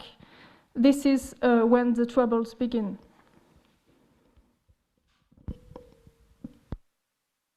Thanks to the quintessence, Cassandra can bend the laws of nature to her will. On the planet, she will find several interactions based on the basic laws of physics. For example, the electromagnetism. It allows you to grab surfaces from afar and to stay attached to it. Then you can walk on ceilings and walls jumping from walls to ceilings, from walls to walls, and get upside down. All you need to do is to aim and release the input.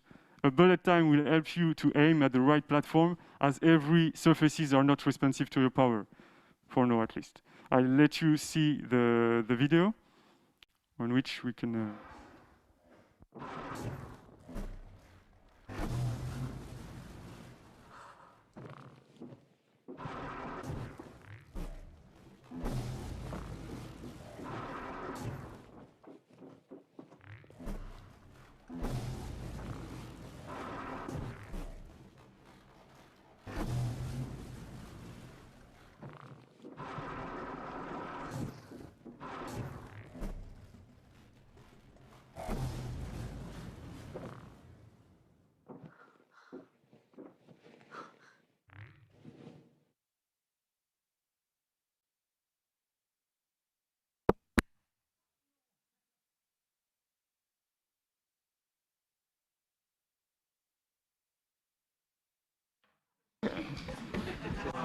Just Casson dies in the video, so I have to do it. It was prepared.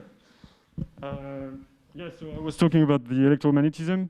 So you saw that we still have improvement to make on the camera. We already improve it by smoothing the animation and the rotation of the camera between the shifting of the platforms. But yes, we still have improvement to do. And you may imagine that the electromagnetism is not... You hear me? Yes? Okay, thank you, sorry. That the electromagnetism is not the only mechanic we design and imagine. All in all, there are 5 powers of the quintessence, including the electromagnetism. The extrusion, which will allow you to create platforms from surfaces. The time manipulation, to stop time, of course. The super dash, to get a tremendous speed in a straight line. And the quantum manipulation will allow you to deconstruct your own body to get through walls or ceiling. As you can imagine, the quintessence is built to be a systemic weapon, I think, yeah, that interact directly with the level design. It is very powerful indeed, and we want it to be hard to master in order to counterbalance its strength. The work on the quintessence will imply camera improvements, as I told already. Yes, so let's go. The quintessence might be the ultimate weapon, but it is nothing in regard to the daily obstacles Cassandra will have to face on Solace, the homeland and the repair of the orphans. Solace is a very distinctive place. It is completely mineral. No life seems to be allowed in this place. Worse, the planet seems to be oscillating between places, times, and dimensions. It is here that the quintessence has been designed in the first place, along with Cassandra. It displays monumental temples, geometrical monoliths that hide the different powers of the quintessence. These temples are organized as a maze you will have to parkour in order to find them. But Solace will always remind the player that they are in space, of course. It's poor atmosphere that imprison you in your suit. It's inhuman landscapes full of stones, cliffs, and voids. Solace is in some way the embodiment of the nemesis of Cassandra, the only opponent she will have to face. It's the hidden character of our game, like the oldest house for Control or the mechanical mansion in Dishonored 2. And this is the reason why we decided to develop from the start our own physics system using Unreal Engine. It allows us to create world distortion that are very specific to Solace. For instance, it allows us to create zero-G areas of different sizes and behavior and shapes, which can be combined with other rules of the world. It provides us with a large panel of possibilities to develop other mechanics during the production. And here you will see both the zero-G area and the moves the moveset of Cassandra within it. So I think there is no sound on this. Yes, so it's good because I have to talk on it. So our main intention is to create a counterintuitive but very realistic feeling of the microgravity in it. So there is no more friction that will stop you from getting any speed, like in the deep space, like in the void. And then movement itself will become difficult. So it's an obstacle in itself. And the player will feel then lonely, fragile, and lost, and sometimes will face frustration because they will have no grasp on the world. And this is when you will need the quintessence, as it is the only help you will have to overcome those deadly obstacles. Indeed, going too fast and hitting a surface will kill you. So we will need to use the quintessence within those kind of obstacles to control your environment. I'll let you see that.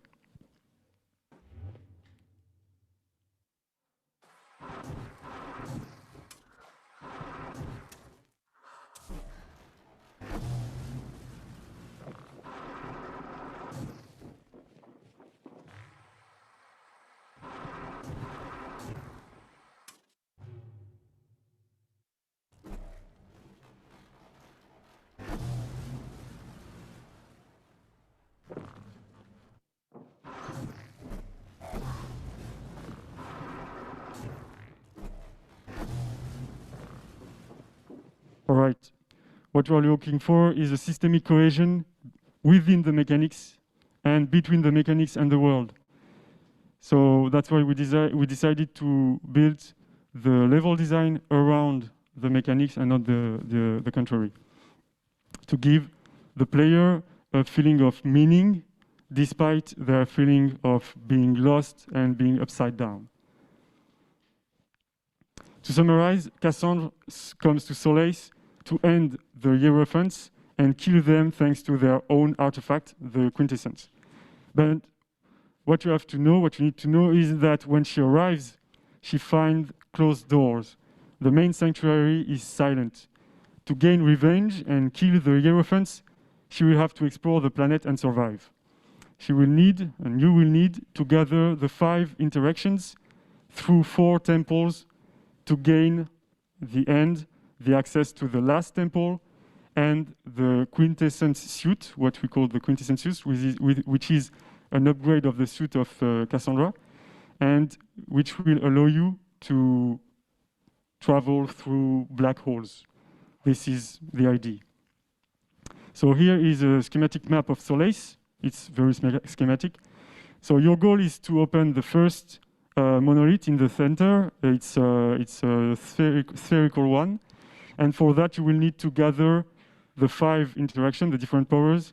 And at the beginning of the game, you will just have the first monolith that is available. You will have to go through it, get the electromagnetism, which leads you to the second monolith and temple, which gives you the extrusion. And this extrusion will lead you to the time manipulation. This is the first part of the game. And once we are sure that the players will get the 3 main powers and get a good understanding of the rules of the world, we are intending to let them explore more deeply the planet and get to the other temple more freely and backtrack from one temple to another to find new secrets, new areas, new upgrades in order to make the player feel the empowerment of the character. Yes.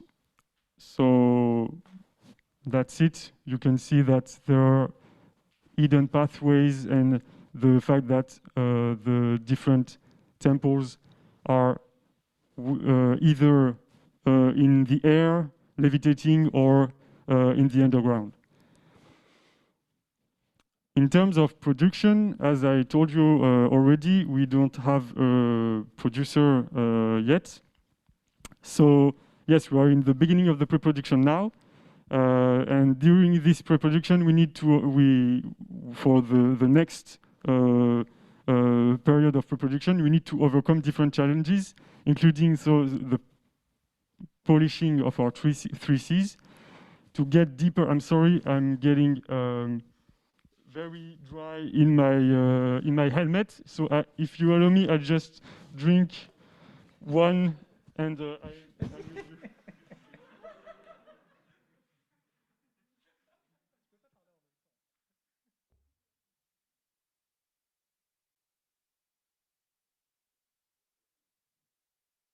Thank you.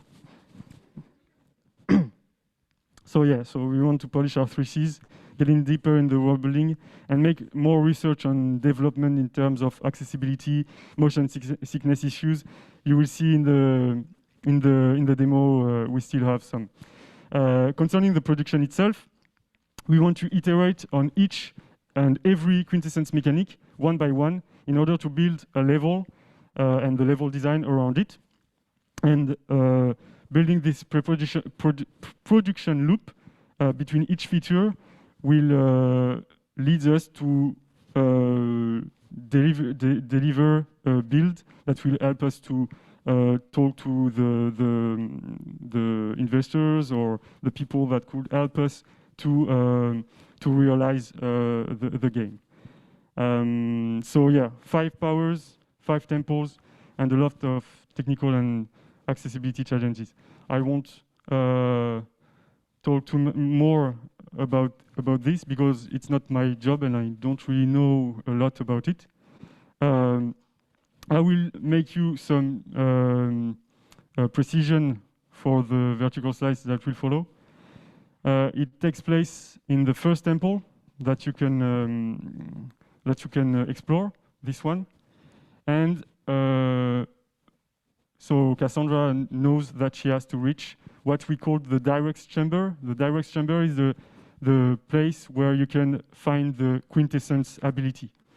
So she knows that she has to find it, but she will make some encounter that she didn't expect, and that will make her, that will frighten her and terrorize her.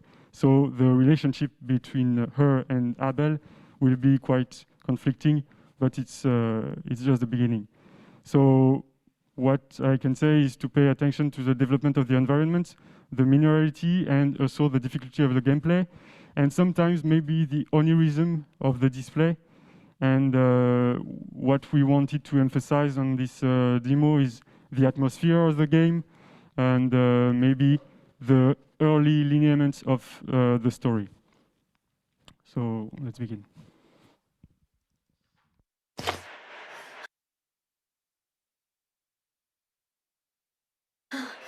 Yes, you need to move. Okay. You need to move now.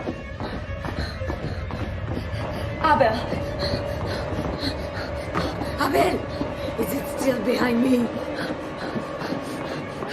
Abel! Is it still behind me? Yes, keep moving. I'm checking one exit. There is a valve in the other wall. We're running towards it. It's on your right. It's closing. So do.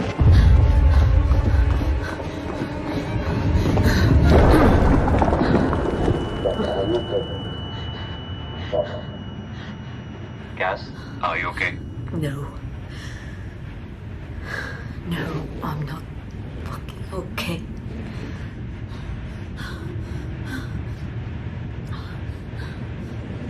What was that? I don't know, Cass. Well, you should know. Well, Check the area. I want to know what the hell is going on. All right, Cass. Good. Shit. Shit. Okay. Okay. I need to find the chamber. Quickly.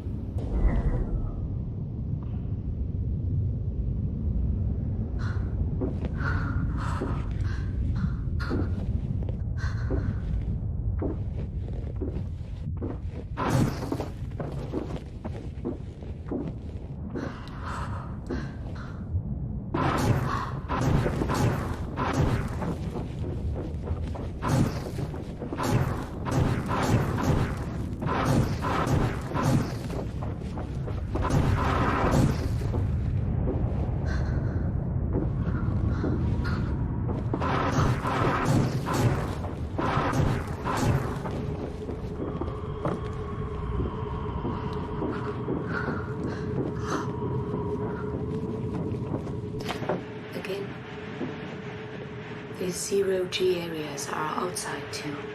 Yes. It might be caused by the chamber's activity. It means you're close. Right. I've checked the area. No tracks of that thing. Yes. Be careful.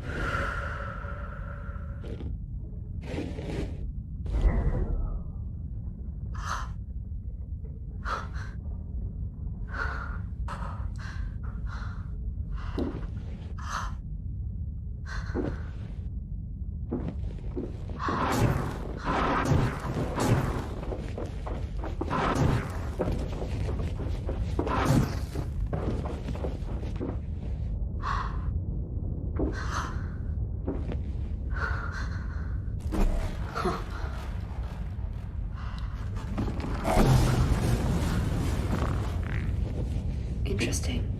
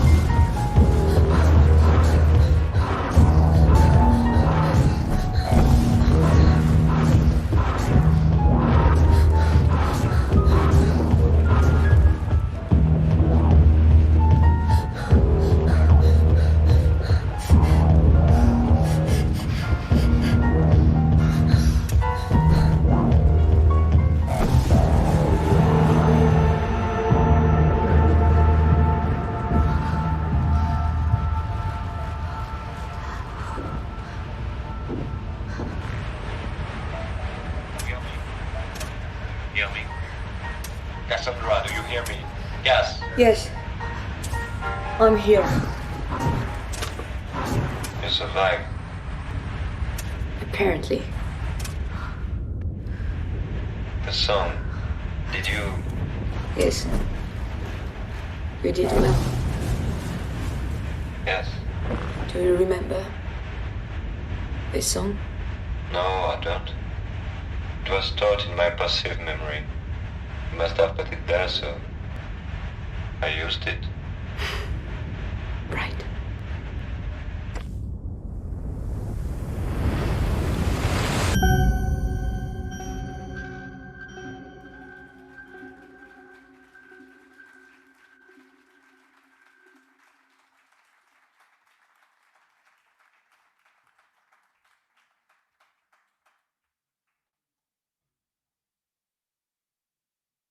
Thank you very much.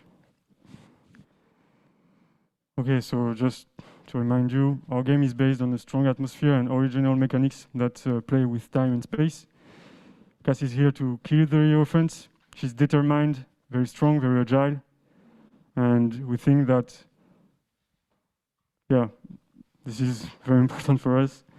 Don't forget about Abel. It's very important for our quest, the story between them too. I hope you catch a glimpse, maybe, between them. We want to get deeper into it. And the Quintessence and Solace are two strong characters of our world building and of the world and the gameplay too. So we want to make this together to a light. So yes, thank you for your attention, and thanks to the team. You can come, please. Je suis mort.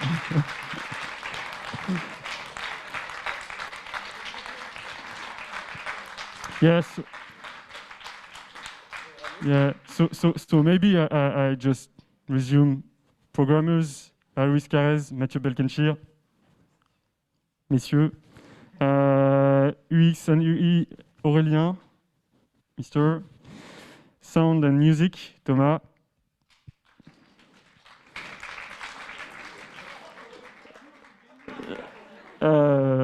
Les artistes, Élise, Yulen,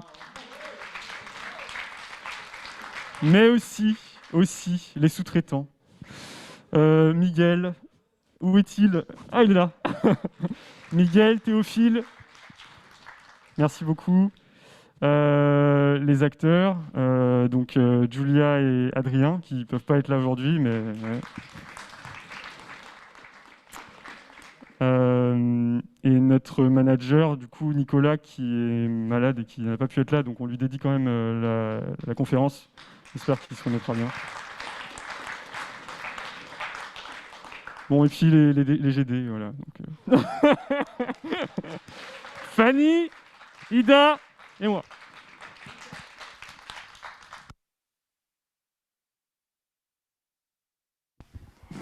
Thank you.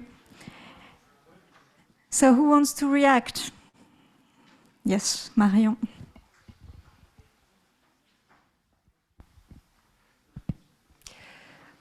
Okay, first, congratulations on the presentation. It is done, okay? I know it wasn't easy. I've seen you working on it for the past 2 days. I know it hasn't been easy. And like, I didn't know what to expect because you've been very secretive around this game. I couldn't test it. And honestly, like, your demo video glued me to my chair. So congrats, because I think you really nailed the ambience.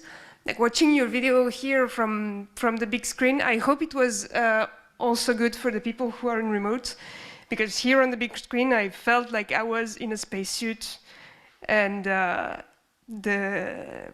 the immenseness of the setup in your world, I think you really got this anguishing ambience. I didn't really understand the thing with the piano music at the end.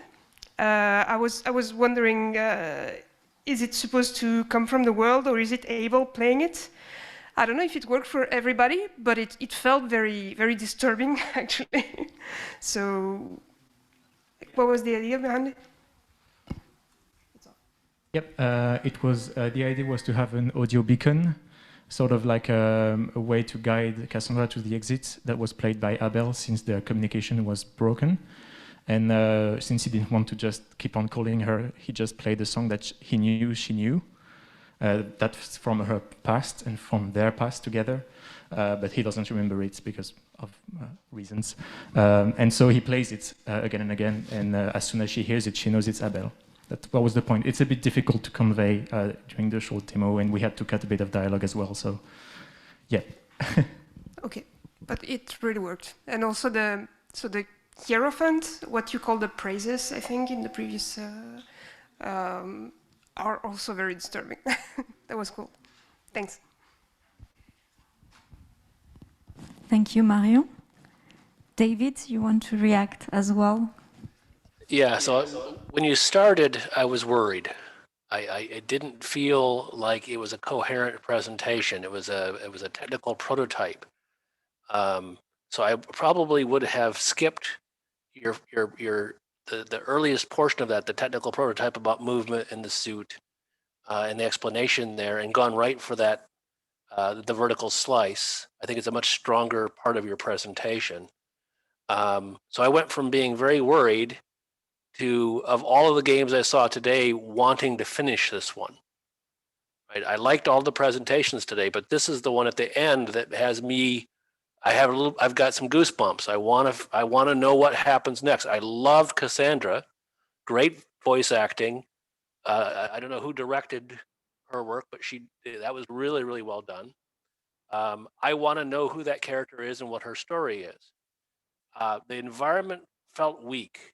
Like, it was big, it was immense, it was a playground of jumping and leaping, and it makes me want to do that, which is something I the parkour nature of it, again, worried me before I could see your execution. It felt really good. It looked great, but I didn't know why I was going where.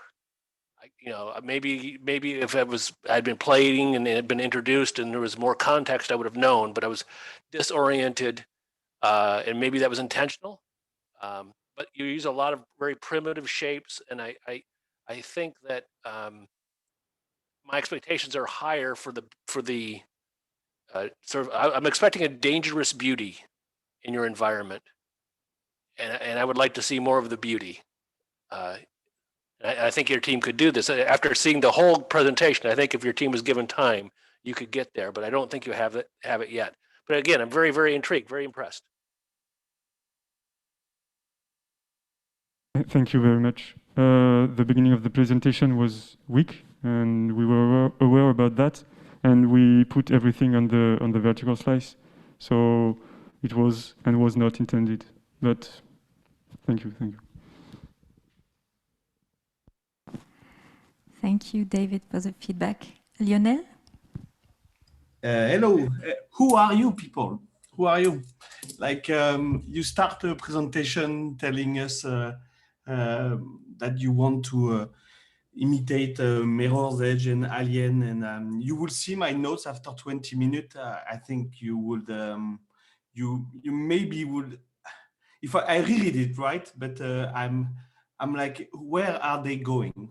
And then you show the demo that obviously, like David said, was way too late in the presentation. I think just the demo would have sufficed, and drop the mic really after then, not before.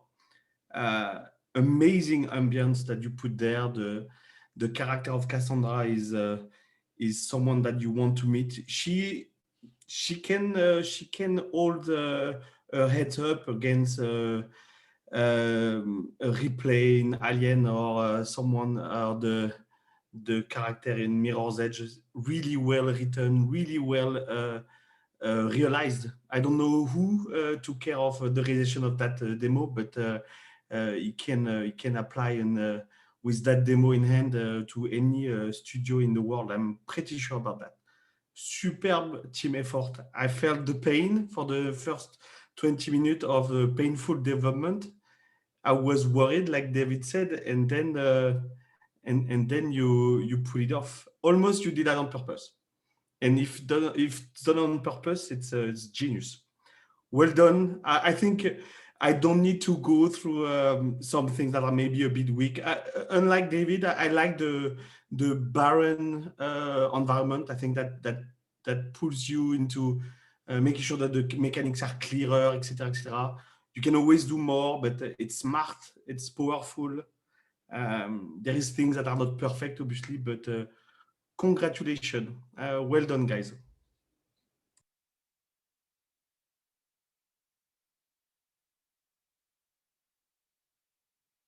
Thank you for this feedback. Grégoire? Thank you. Yeah, thank you for the presentation. I'm not going to try to top that kind of compliment because we've all seen the demo. It's good work, great work in a lot of ways. I would say something though about the whole thing is extremely confusing to me because I wasn't aware of what your game was going to be before you started the demo, and I've been there 3 times.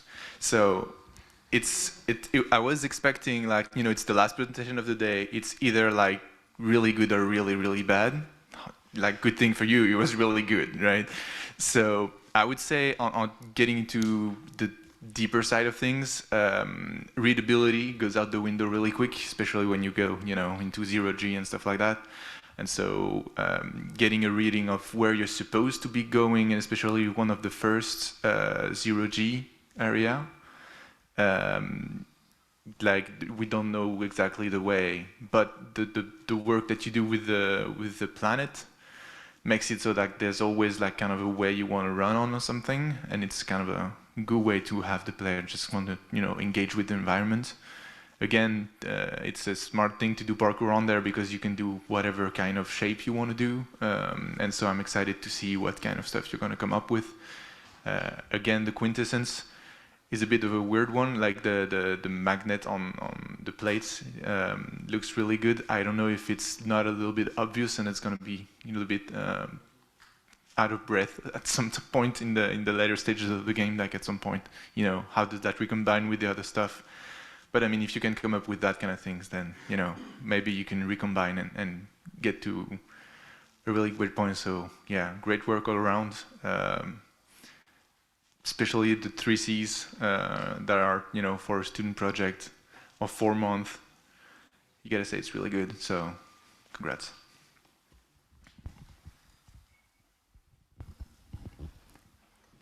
Thanks. Some other reactions, questions? Everybody wants to test it now. Who was the actress, the voice actress? Was that a professional or a student? She's almost professional. Ah.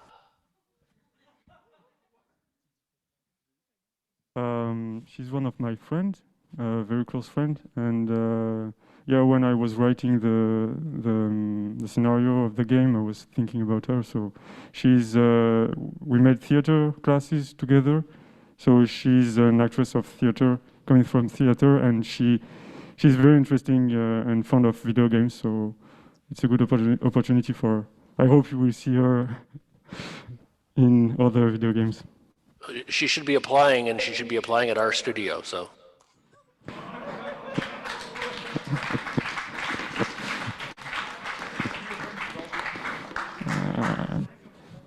And good work writing, by the way. The writing, it was a big part of that, too. So congratulations on the writing. Thanks.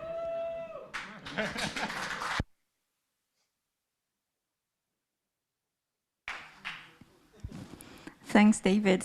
Some other comments, reactions? So you need some rest now. Be proud of yourself anyway. And thank you. So let's a big round of applause to them as well.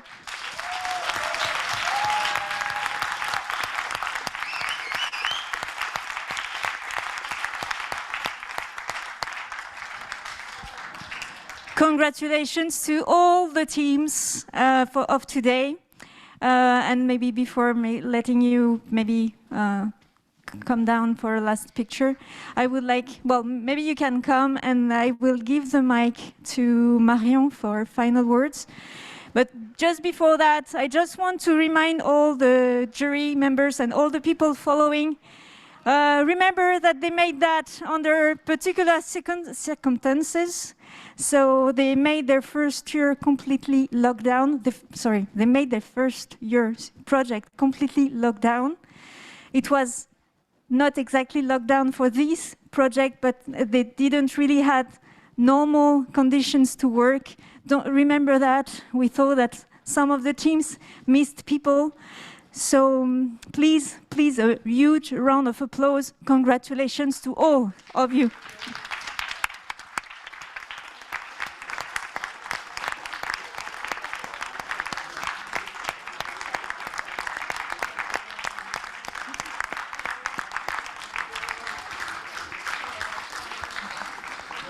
So Marion, if you want to tell them something, a final word.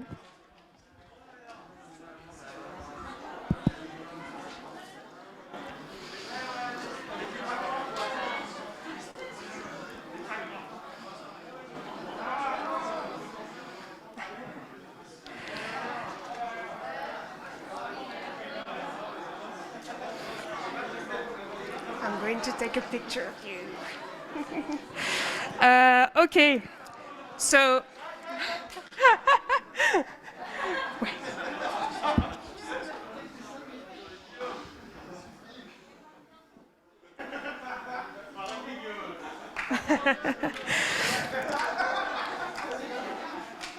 I was going to say that I'm going to be fast for 2 reasons, but actually I'm going to be fast for 3 reasons. The first one is that this today has been very high on emotion, and I think we're all tired and we want to go home and rest and have a beer and whatever. So first thing. The second thing is I didn't actually prepare a speech, so really I don't know what to say. And the third thing is the one thing I've thought about, Catherine actually stole it from me, which is I want to remind everybody of the, I mean, do I need to remind you?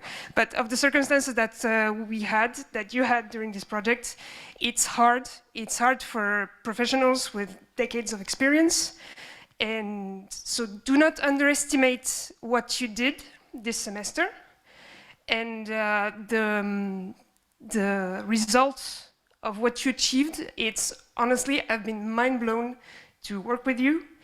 And also to have the opportunity to be here with you for 2 days and to like watch you work and get to know some of you a bit more. I'm honestly humbled and honored, and I'm going to finish with another round of applause because you're all amazing.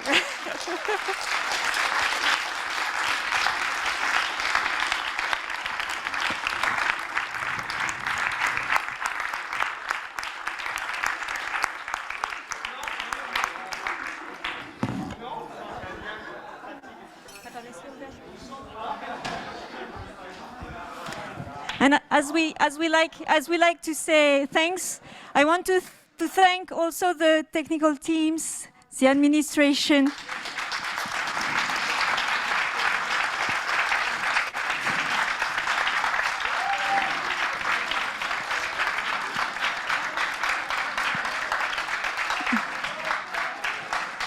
We want to thank also the pedagogical team for sure, but also the jury. Thank you for having been there today. Thank you for having following us today. Thank you for your constant feedbacks and advices, and everything is very valuable. And I hope you can keep going, sharing that. And really, congratulations. You should be proud of yourself. Guys, really, it was great to see you today. Thank you.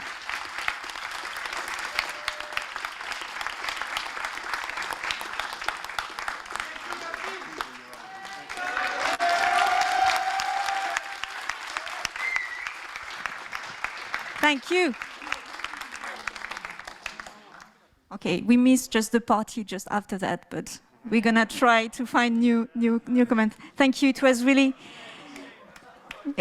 nice following you guys. So good luck for the future, and we keep in touch. Thanks. Bye bye. Thank you.